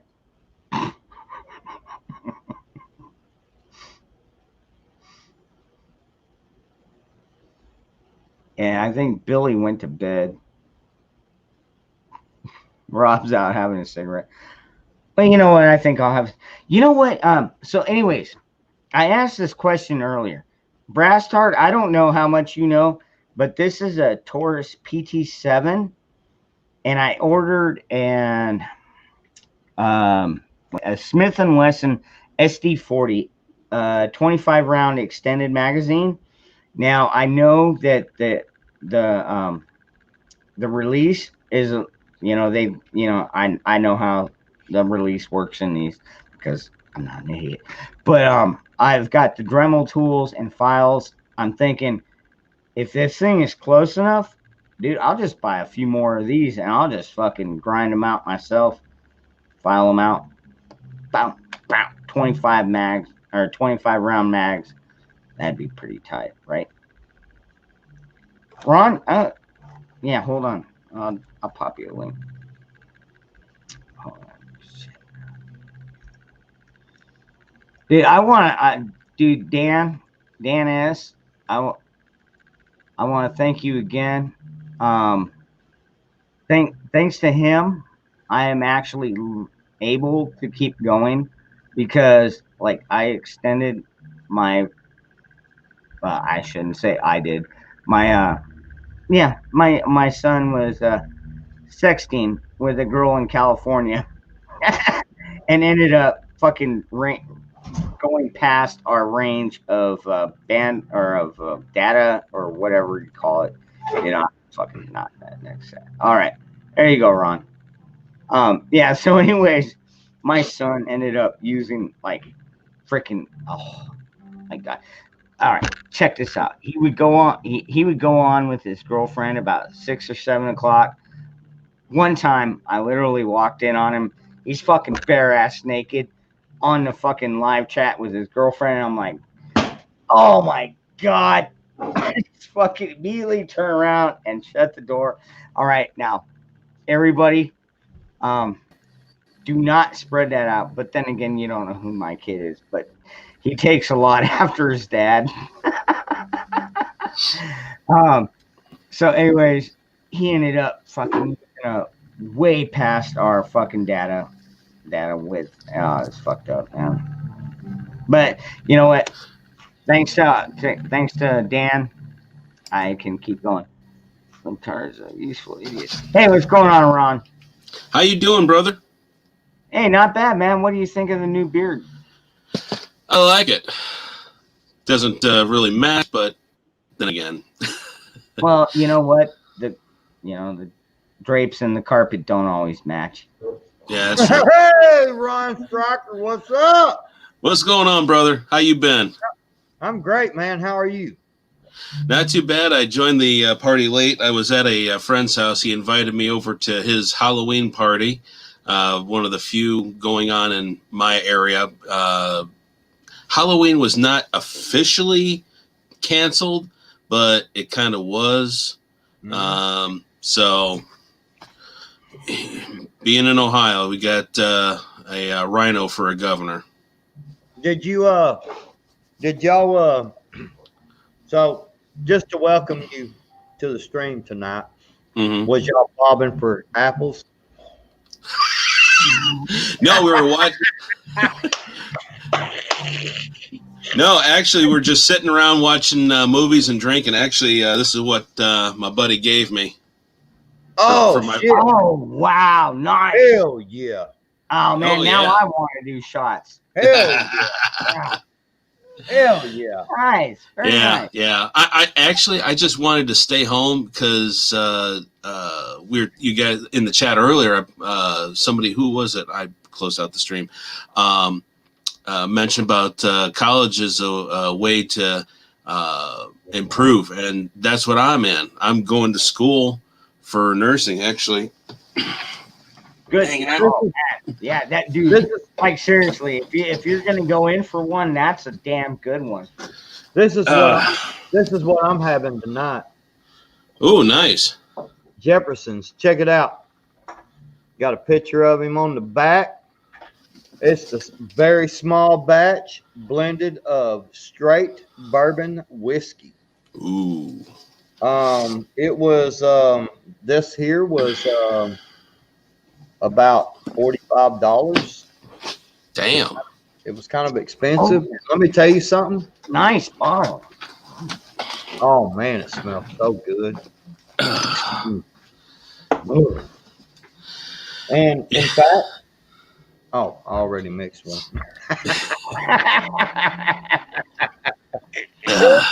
No, I had to be careful because there was talk in some of the chats about the bums and the tots causing problems tonight all across the country. I'm going, and my buddy lives in a not so nice area. Used to be nice decades ago, but economy's tank, and that's what happens. So, but I had to limit my consumption down quite a bit so I didn't get pulled over and cops do the breathalyzer and, oh, you're packing heat, huh? Yeah. No, you're absolutely right. Yeah. Yeah. Hey, you got to be careful of that in some places. Yeah, like It's not just drinking, but with a firearm too, because if you're committing a crime, you have a firearm, that becomes a serious, Yeah, I think our cops are a little bit better. Like today, I may or may not have had a couple of beers after I was cutting down half a tree and drove home with a loaded firearm. But I did not have it on me. I had it in my vehicle. But you know what? I didn't get pulled over. And even if they did, I wasn't, dude, I know my limits, dude. Like right now, I would not go out and try and drive anywhere unless it was like total shit hit the fan emergency and everybody's going berserk. I could probably still drive better than all of them. But, you have a beer or two or three in like 3 hours and you're cutting down a tree. Seriously, you're really not that buzzed. And you know what? Carrying around, I do have USCCA. So, You're So- a crazy son of a bitch, man. You're So- you're probably using a chainsaw, cutting trees down, and drinking beer. Hell yeah, man. Oh man. It's like, Oh, we got come insurance up here and on watch that. this.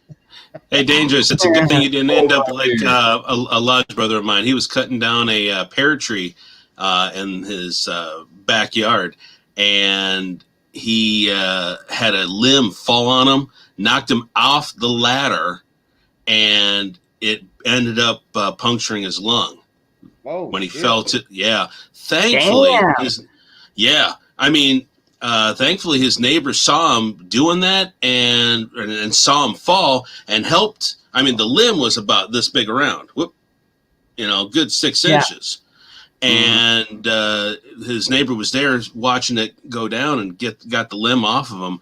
But he was like, even now, I went over to his house yesterday, and he still has a collapsed lung. I'm going, dude, haven't you seen a doctor yet? He says, well, because where I'm at, everybody's afraid of the Rona. And they don't want to have him come in. They want to, if it's like a doctor look at him, it's all through the telescreen. It's just like, ain't no way. How are you going to get it? Man, Atelectasis is going to set in, and that definitely will have a fully collapsed lung permanent. well, now see, we planned this cut ahead of time. I mean, we all three of us, me and my 2 boys, we went out there, and I'm like, okay, I'm thinking this would work best, and then my other boys would step in and be like, maybe if we cut it here and then cut it there, and I'm like, that might work. Or we could cut the whole thing here. So we cut the whole thing there, and then we had to use my oldest boy's truck hitch to literally pull it down with a chain. But then once it was down on the ground, it was all controlled, cut, fall, everything. It came right down on property. Nothing got injured. I mean, come on. Even though I am a redneck, I don't fucking put people's lives in danger. So, Right. anyways, we pull it down. I cut it up. The kids haul it in the backyard. So now my sister has firewood for the next 2 winters. Yeah. In my neck of the woods, a full oak tree is going to last you half a winter. I live in the Great Lakes region. Oh, Michigan. Close, very close. Anywhere near Detroit? I'm a stone's throw from Detroit. Dude, okay, all right. Yeah. I've got your Bad weather. email. Yeah. At least I'm nowhere near Cleveland. That's bad. And New York, you probably know what I'm talking about. Those squalls that come off Lake Erie. Oh yeah. Yeah. I've driven underneath there, and it's amazing. It can be fine an hour away. You get underneath that lake, and holy crap! Yeah. Last time I cut through, the plow trucks were pulling over, but my old Chevy, 4-wheel drive just ran down. But yeah, and then you pull off an exit, you go 2 miles, and there's no snow anywhere. It's like the craziest damn thing. Yeah. Oh man, Over like here, that. here, it's a nice day. People are wearing t-shirts. Like, what the hell? So Dude, down here where I unless you live, see it. Oh, down here where I live, like literally, you see. can walk down the street and it'll be raining on one side and fucking sunny on the other. It is the weirdest fucking thing. That's Arizona. Arizona. So Yeah, I I'm got proud of a Arizona. question. I got a question. Oh God. Okay. Here we go. So, does Ron Stryker, do you know New York? No. Well, Mr. New York Outcast, this is Ron Stryker. Mr. Ron Stryker, this is Mr. New York Outcast. Both you of doing, y'all sir? seem to be some pretty cool dudes. Just thought I would introduce y'all. Well, thank you. Thank you. Yeah, nice to meet you. And if you caught that earlier, that was just a joke about the Cat Lives Matter. So Yeah. probably missed that. But, I, All right, so I want to hear your question, Billy. I did do my question. I asked, did Ron Stryker know Mr. Outcast, and did Mr. Outcast have y'all met before? And I was introduced. That And was. since they have not, I was introducing them. Just saying. Yeah. Anyway, so brings me to my next point. Don't do drugs. Drugs are bad, Kai.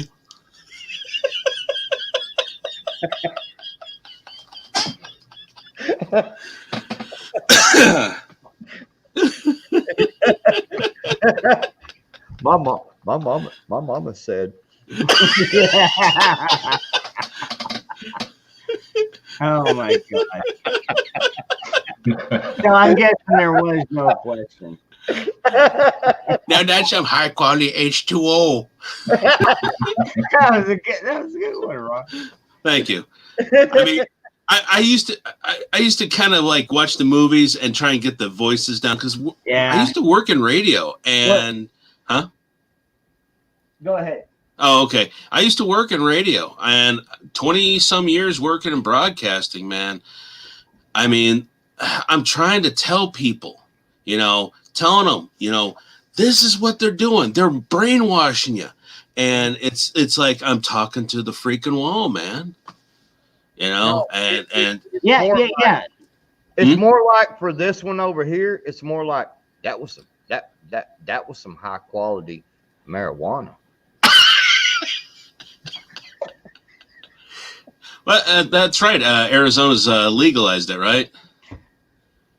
Almost. The bill is being passed as soon as the president is, and you know what?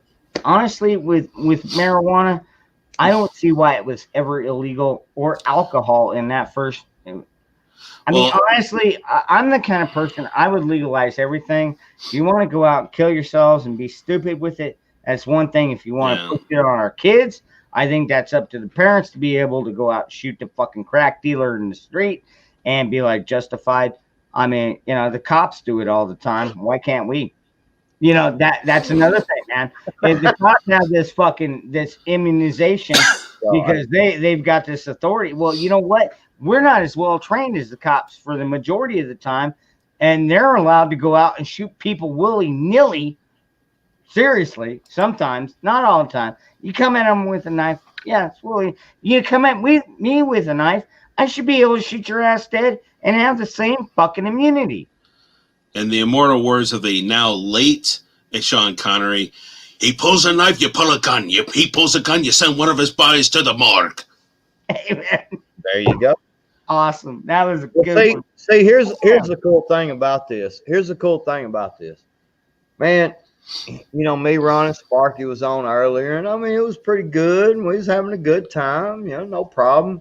And then it was kind of me and Ron, and I was like, all right, all I'm going to do is beat up on this motherfucker, because he just, he's just one of them kind I like to beat up on, but I love him because he's my brother, and I would do anything for him. But then you two motherfuckers came on here and shit got good.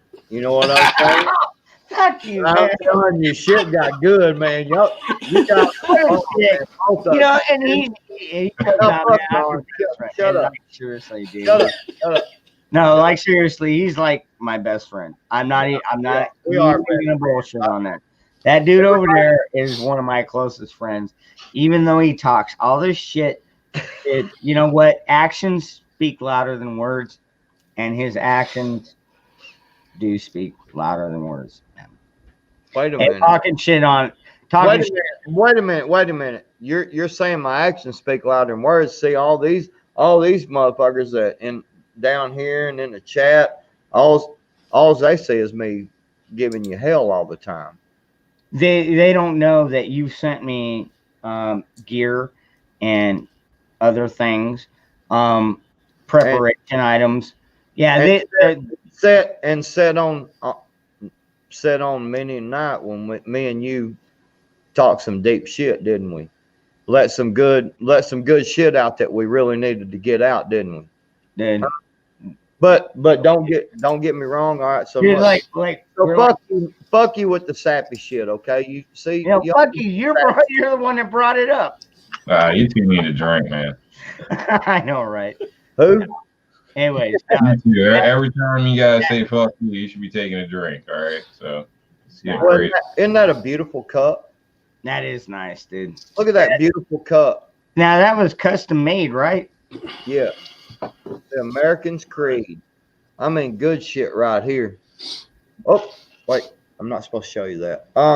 So anyway, That's what you were having tonight, and unfortunately, I can't do what I plan on having. But I can state I'm drinking some Captain and Coke though, so hopefully you start having something a little different later tonight. That's did you say Captain? yeah. Oh, are you talking about the Captain? Oh yeah, you got it. You got it. I got you. That's the stuff. That's the stuff. Never knew. Joe. Never knew anything about that. Anyway, yeah. So That's the only way a little Captain's getting into me. that's right. I got you. You know what? Hey Joe? man, I knew that was coming. Billy knew it was coming too. Yeah. Hey man, it's not too much to say I love you to somebody. It really isn't. It shouldn't be. wait a Yeah, minute. most people nowadays, they're like, oh, I hate this. Wait a minute, guys. Hold on. Everybody in the chat, guys on the platform, you two guys, listen. Ron's about to come out. In 2020, we can celebrate this. We can celebrate this in 2020. So, I mean, we're about Ron. Go ahead, Ron. We love you, buddy. It's okay. You can have this wig if you want. All right. It's okay today. Go ahead and come out. Okay. Tell us. All these Tell us the years, truth. all these years of living on the streets and dealing meth and other things and shooting guns and learning how to become a real man and actually raise some really good children and sons. I'm still not gay. Dude, I've got one ex-wife. I'll tell you this much. I have one ex-wife, and she is now not technically. She's literally deceased. My ex-wife is gone. She died early. It's a shame. But at the same time, it's like she was a nightmare to my life. Like ever since the kids were about 4 years old. She was just nothing but torture to me and my bank account and miserable to the kids. So my kids got it good now. And I'm glad for that. But damn, I forgot. What was the topic? I'm just saying. Coming out. You were coming out of the closet, Ron. Oh, yeah. So my ex-wife died, and I live here with 4 cats, a dog, a snake, and 2 kids. And that's my closet. And it's also my man cave. And I've got a lot of guns. Well, Man, I'm being tortured right now. Sorry. I wonder what I'm looking at. The lady slipped into a second costume, and I like this one. I'll tell you something. So I'm gonna have to cut out of here shortly. But wait, what? Oh. Whoa! What's going on? Wait a minute. Hold Oh, on. Wait, what? tell you, whoa, Hold on a minute. man. I caught that. Wait, All right. wait, That's a what? good one, Joe. You ain't our correct. Oh. Actually, I think it was black. Actually, it was black. You ain't on black. If you ain't black, you ain't on crack. Wait. Oh God, I don't know. Now you got me all fucked up, Joe. What the hell did you say? Yeah. God almighty, dude. Seriously. I God. don't know because that's a lie, dude. I know a lot of white people that have done. Why you bring race back into it, man? What does it matter? Why? You know, he had the beard on. What the hell? Yeah, why does it matter, man? I mean, it's like, who cares? You know what? That's the whole point. That's the whole point is we got to stop buying into this bullshit. We got to start loving people for who they are. Period. We don't talk about anything. It doesn't matter. The Dude, only thing that matters is what kind of person are you? Are you a good person? Are you a bad person? all See right. it. That's where we need to go. Yeah. There is no argument. Yeah. And for me, it's like when people come out and say I'm Afro-American or I'm Mexican American. No. Or I'm white American. Fuck You all put that bullshit. American. You just put American. I'm fucking American. I don't care if you immigrated here legally from Mexico, dude. Some of my best friends immigrated there here you go. legally from Mexico. And they fucking love Trump and they hate these fucking border jumper,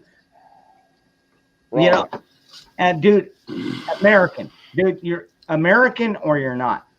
You want me to tell you the bad thing? You want me to tell you the bad thing? This is bad on me. Some of my best friends are white. Wow, you racist son of a bitch. Yeah. Well, do you see where I'm going with that? I mean, fuck. How That's about all they saying, do, man. how about saying I've got some of the best friends in the world? How about saying I got some of the best friends in the world? Well, I'll tell you what, everybody in This chat, man down here, man, he's had some good fucking advice tonight that's helped me out. I'll This tell man you over what, here, he's told me some good shit before. This man over here, I did. I did. yeah. We'll talk about. You don't remember that night you were drunk and we were on this private thing? Yeah, you loaned me Oh. $100, man. now who's gay? All right, you want to always talk about You don't remember the bet. y'all God, just, what? they were texting all night. You always thought $100. They remember. Shit. See, this is the man. kind of This shit is we need to definitely be been focusing bad on. YouTube. Is having a good time. That's what we need to be focusing on. Having a good fucking time, man. That's it. That's all we need to focus on. You know, these motherfuckers, you know what?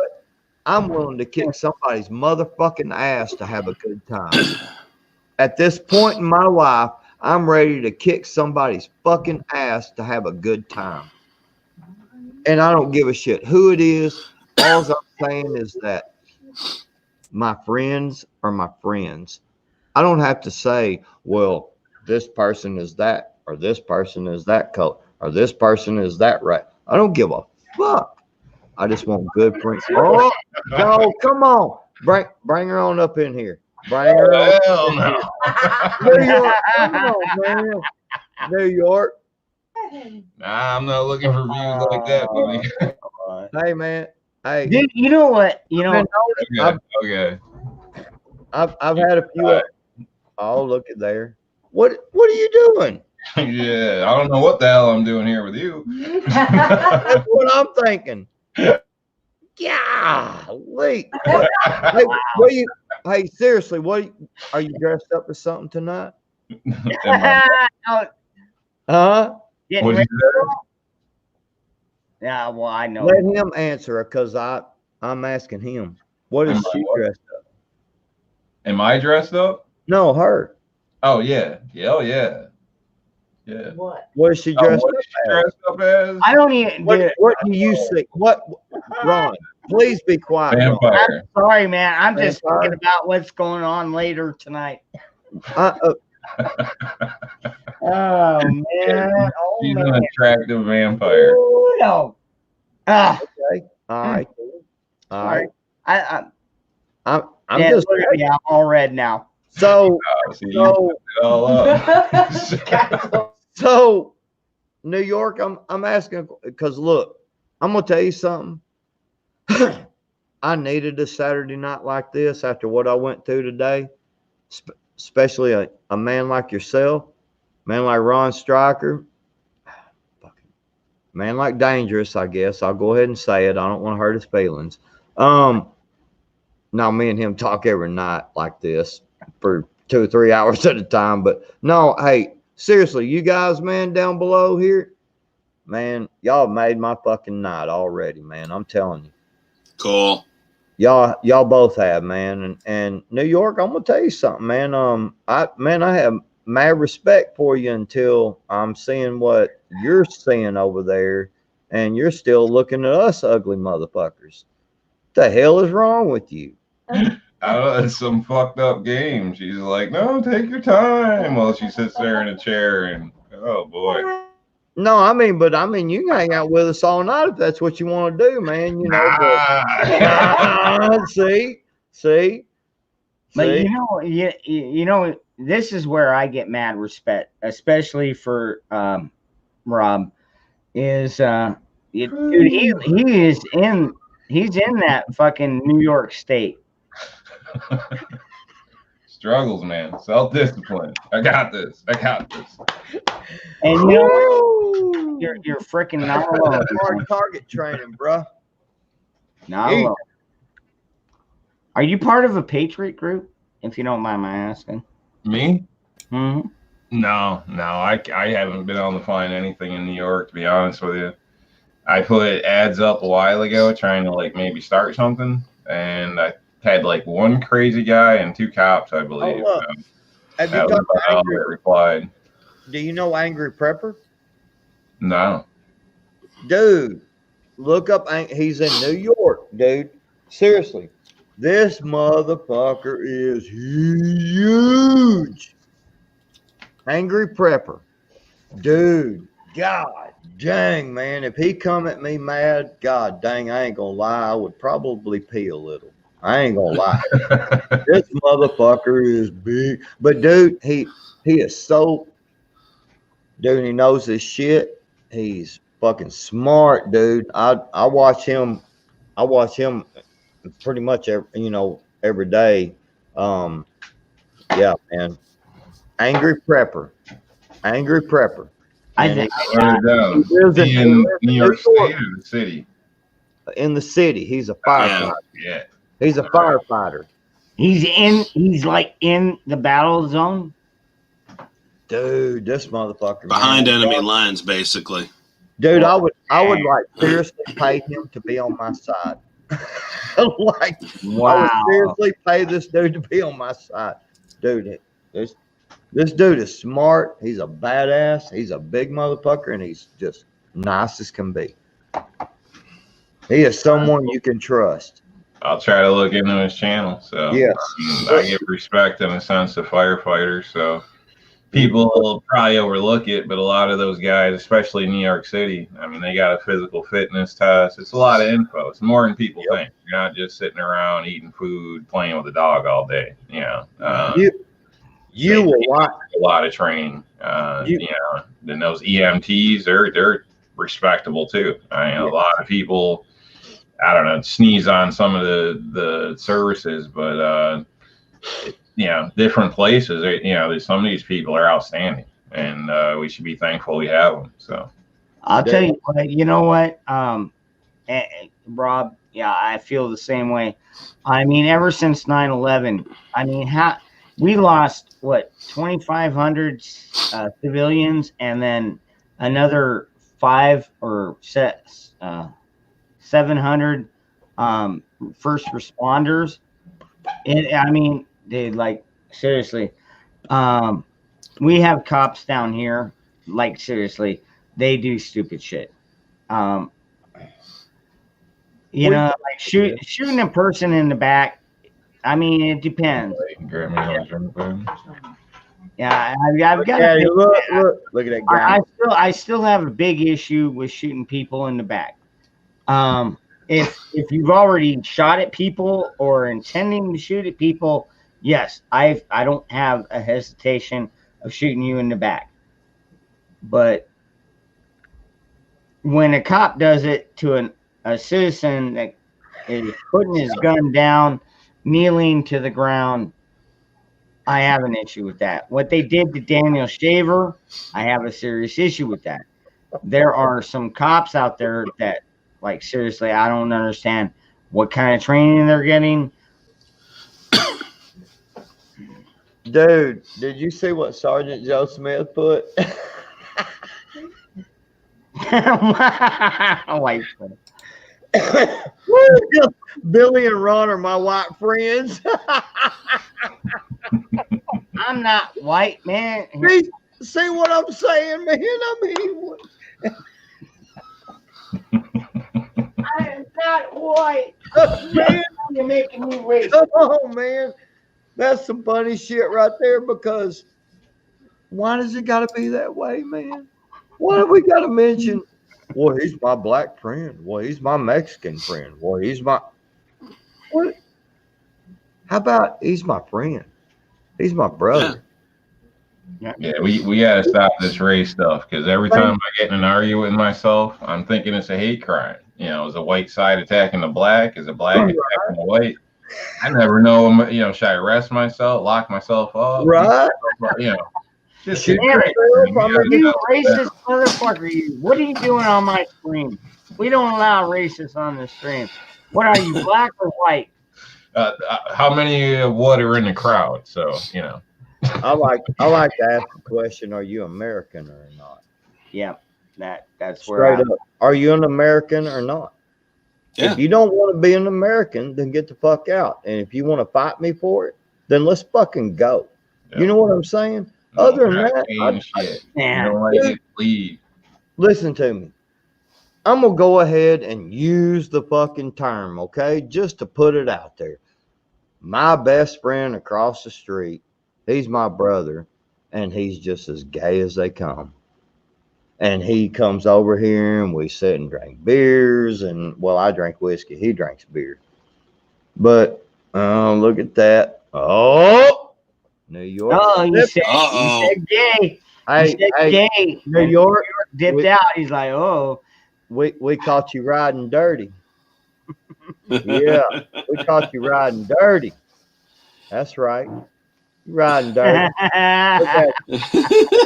I don't know what y'all talking about, man. Shit.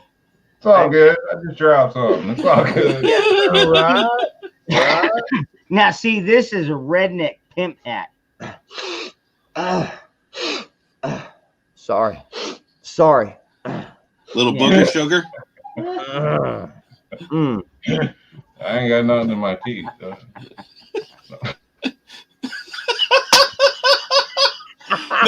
You had to bring that up. No, right before.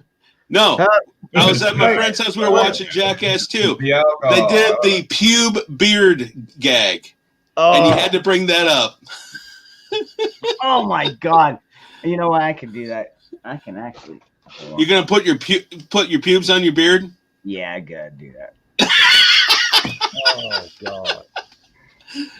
Oh. And we were watching this, and I'm thinking, man, what year did Jackass 2 come out? That had to have been around 2000. And sure, it was pretty much around that time. Before it was before 9/11, because the one skit was one of the guys dressed up like a jihadist with a bomb strapped to his belly, and the beard was a fake beard, but the other guys shaved their pubes and it was just putting on the guy's face for the beard. And we were looking at that. Yeah. And hilarious. It was hilarious. But now you can't do that stuff no more. Everybody's wound so tight. So, New York, have you heard of Kevin's Corner? Kevin who? Kevin's Corner. No. Corner of the room. Corner. Kevin's Corner. No. Another Check him out, YouTuber. All right, I'll write it down. sir. No, he's getting pretty big. I've been subbed to him for over a year. I've been, yeah. He's funny. He's funny. He's good. Dude, he's funny as fuck, man. Dude, this one he was talking about, man, something about some Let me know. kids whenever at you're ready. school and like they're being indoctrinated and these liberals, but they're all acting all like Karens and dude, I don't. You just got that motherfucker's funny, man. God dang, he's hilarious. Who's this? Who's this guy Kevin- you're talking about? Kevin's Corner. Yeah, Kevin's Kevin, Corner. Yeah, Kevin's Corner. Yeah. I can't remember. Gosh. Is he on Oh, YouTube? Yes. Yeah. Oh, yeah, Oh. dude. Like you type in Kevin's Corner, it'll pop right up. He's got. Oh my God, probably. I'll tell you another half a one. million subs. I'll tell you another Damn. one. I'll tell you another one that's a really good one to listen to, and that's Political Avenger. It's Political Avenger. Okay. Hmm. At first, I thought he was talking about Corporal's Corner. I'm going, okay, No, that's a survivalist channel. Yeah. I know. No, it's Kevin's Corner. Kevin's Corner. Write down Political Avenger and Tony Patriot. Tony Patriot is really pretty good dude, man. I'm telling you, he's got some good stuff out there. Two whole continents can say they are American, technically. Actually, yeah. North if you America, wanna- South America. Yeah. If you want to know some really cool shit about like being responsible prepping type shit, what kind of gear to use, if you're out Extra butter. in a survival situation, Bear Independent. Yeah, I subscribe to him. Yes, Bear Independent, man, he's good. I mostly watch. Oh, go ahead. No, go ahead, man. Oh, okay. I was mostly watching his whiteboard of truth, if you will. Yeah. Going through like the list, I'm going, holy crap! I got some major gaps in my planning, and that's what I'm trying to do, because you can get all the gear if you got the money. I'm dead ass broke, and I can at least prep up here, Mm-hmm. and then try and scavenge what I need afterwards. What I say earlier, New York. What I say? Remember that? I said you have all that pretty gear you want to, and you have all that stuff. Maybe you can't. You got to get what works. You said it. You said you got to get what works. You find out what works for you, and that can go for any fashion of your life. Maybe it's storing food. Maybe it's planting vegetables. Maybe it's the actual magazine holder you got. You know what I'm saying? There's so many factions of this, but when you prepare up here,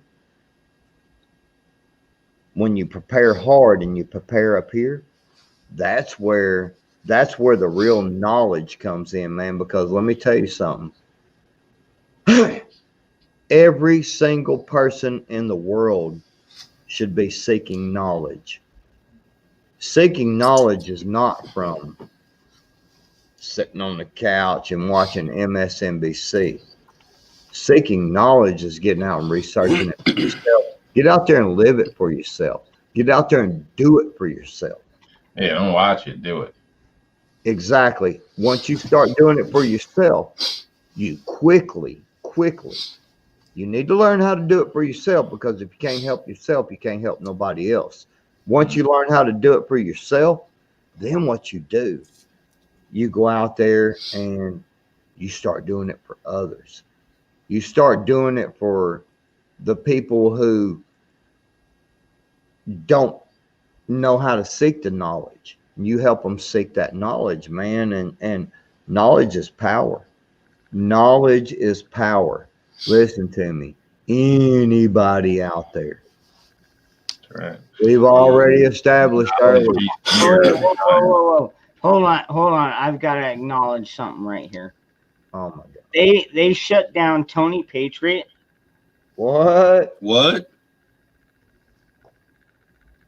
They shut down Tony last week. He will be off. What? What are you?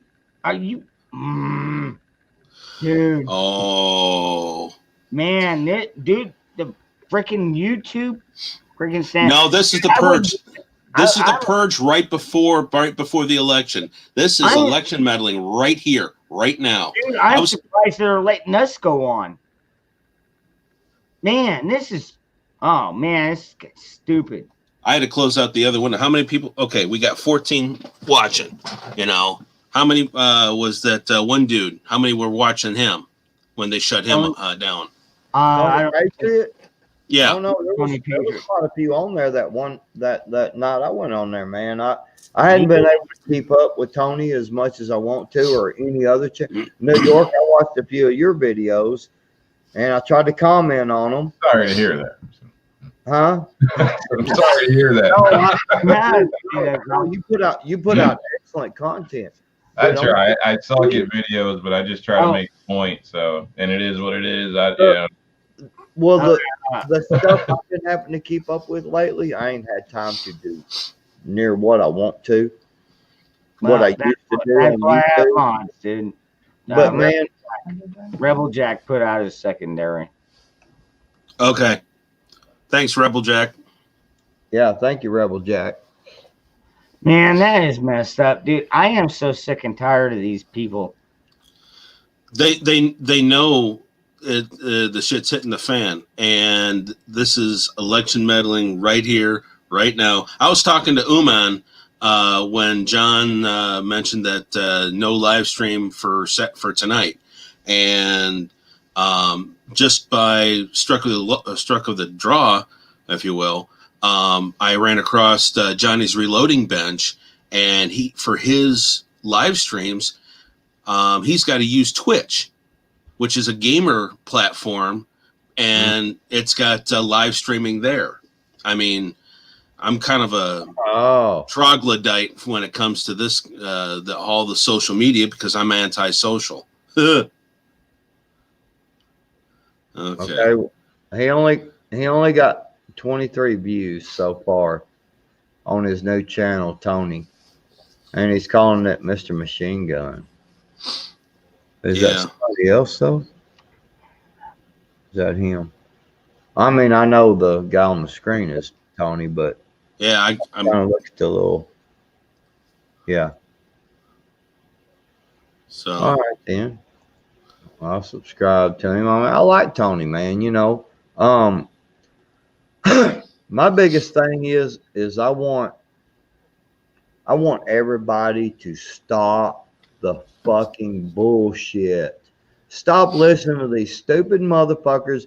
Look, if anybody at all ever wants you to hate that person over there, well, I mean, look at that person over there and how bad they are. And I mean, look at that person over there. You know, I know, man. A racist. That person's this. That person's that. Look at me, man. I look like a redneck.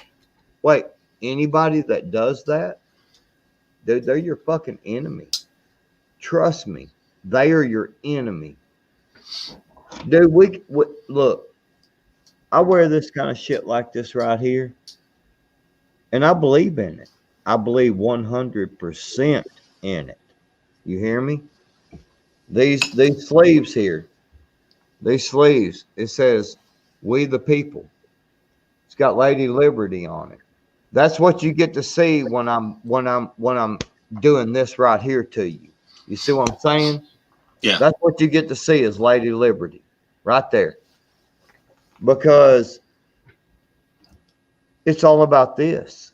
And if you'll just if a lot of you people will just stop watching the bullshit, stop watching people that tell you about hate and that keep bringing up race and color and people that keep bringing up this and bringing up that and why we should hate somebody. If somebody's doing that to you, dude, come on, man. That's your fucking enemy. Okay? Let's stand up for each other. Let's stand up for America. And the real original concept of it was that we could be free. We could be free from the government being in our bedroom. Okay? Yeah. If somebody, if somebody wants to identify as a wannabe fucking ZZ Top, or if somebody wants to identify as a bunny rabbit, who gives a fuck, man? Let them be who they are. I Right. am who I am. Why do we have to make this an issue? Gun tooting fucking American. And If if you I- try to take him, I might just shoot you. Well, if you want to identify as a bunny rabbit, go for it. All If right. you want to be a gun-loving Hey, total patriot, go for it. If Can you I want to be- can I shoot rainbows out of my asshole? Okay, Ron, go No, ahead. like seriously. Go ahead. seriously. Go ahead. No, Oh, no, you're no, dude, we've been off for like Yes, 4 yeah. hours. I'm everybody in the chat, dude. I appreciate you. I appreciate you tolerating us. Like seriously, Lady it Liberty. was a great chat. It was a fun night, but like seriously, I can't go on all night. But I want to just say thank you. You pussy. Whatever. I've been Yeah. up since 5 a.m., dude. So, All right. I've been up since 4:15, okay. and All I'm right, yeah. you're gonna stay on. You're gonna stay on, right? For a little bit longer, yeah. Okay. Okay. Stay on. Well, 3% you're an hour behind me, so we both got up at around the same time. Yeah. And also, Look at this. Hey, hold on. You didn't dry your lips all the way.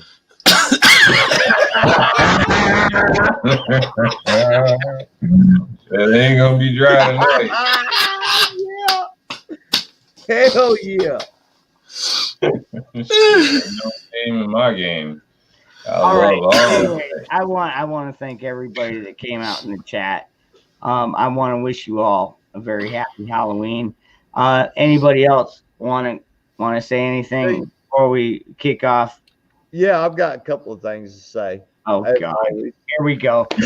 I got to take a leak. New York, go and stay on with us for a little bit longer, man, when we go private. Yeah. All right, Hey. give you a couple minutes, but you know, Yeah, no, it's not you guys are cool, but Yes, sir. Yes, sir. So, yeah, He's got better things to do. no, he's gonna stay on with us for a little bit because he can't help it. Look, come on, man. You not see? I mean, I'd be kind of showing out a little bit myself, but I'm saying 'cause He's donut. this man got it going on. So, Mr. Ron Stryker, we had a couple of things we're gonna talk about for a minute after we go private. Boy, see, I like teasing the chat because glazed. That's going nuts right now. I know. I'm looking. I'm like glazed donut. What? yeah, that glazing's nice. Yeah, sir. Yes, sir. Yes, sir. I guarantee you. You're doing it right. Hey, I'm because I know Dangerous over there. He can't handle it, but we can stay on. Yeah, that. what is he doing? Well, who knows, man? I mean, you know. Stroking his beard. I don't know. Yeah. So here's the thing. See, even if he ends the live stream, we can still talk later, you know, backstage. But I want to say something, man. This stream, these people in the chat, these are some awesome motherfuckers, man. We usually have anywhere from, like we got now, 13 to 25, you know, and these are some cool ass motherfuckers that come over here. And I mean, that's where I met you guys, you know, from this. Y'all some cool motherfuckers, man. I'm gonna tell you straight up. And I needed this tonight. I needed to meet some more good people, man, that you know what I'm saying? Look at him over there. Look. Oh, Oh, the struggle's real, as they say. you got to, hey, hold on, New York. You got a PayPal? No PayPal. God damn it, Hold on. stop it. Hold on, man. I might have a few 20s over here, man. Shit. Just saying.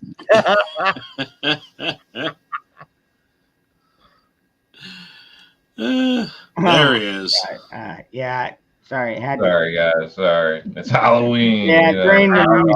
Oh, shit happens, man. You got to live Yeah, with man, you know, fucking yeah, humanity happens.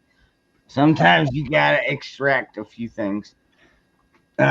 Oh my God, Ron! Seriously, did you just say that out loud? Yeah, man. It was, At least he didn't say I had to rub one out.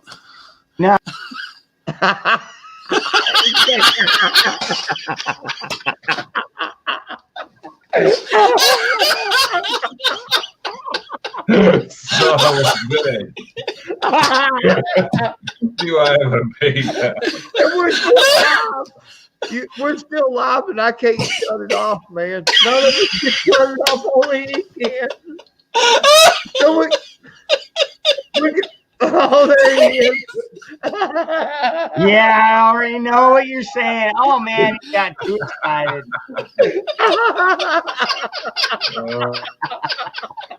All right, you know what? That's a good one. That is a good one. Ron Oh, we lost him. was like, dude, give me like 50 seconds, man. I'll be back. That was a quick rub out. Oh my God. Oh man, you guys are horrible, man. That was a Come on. 1 minute, man. No, dude, like, oh man.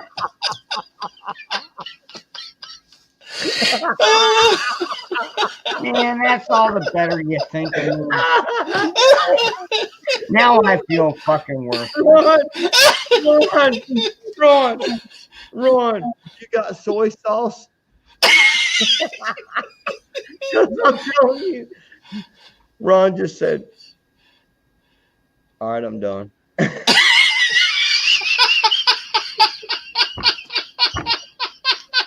I mean, like seriously, dude. All right, you know me. All right, maybe. Hey. Maybe I don't have the agility I had when I was 25. That's fucking low, dude. Ron was like, I could still go. Dangerous Freedom's like, I ain't as good as I once was. Well, fuck it, I ain't even as good once as I ever was. Dude, that Boys need some you work. just fucking barbecued that song. Oh man, come on.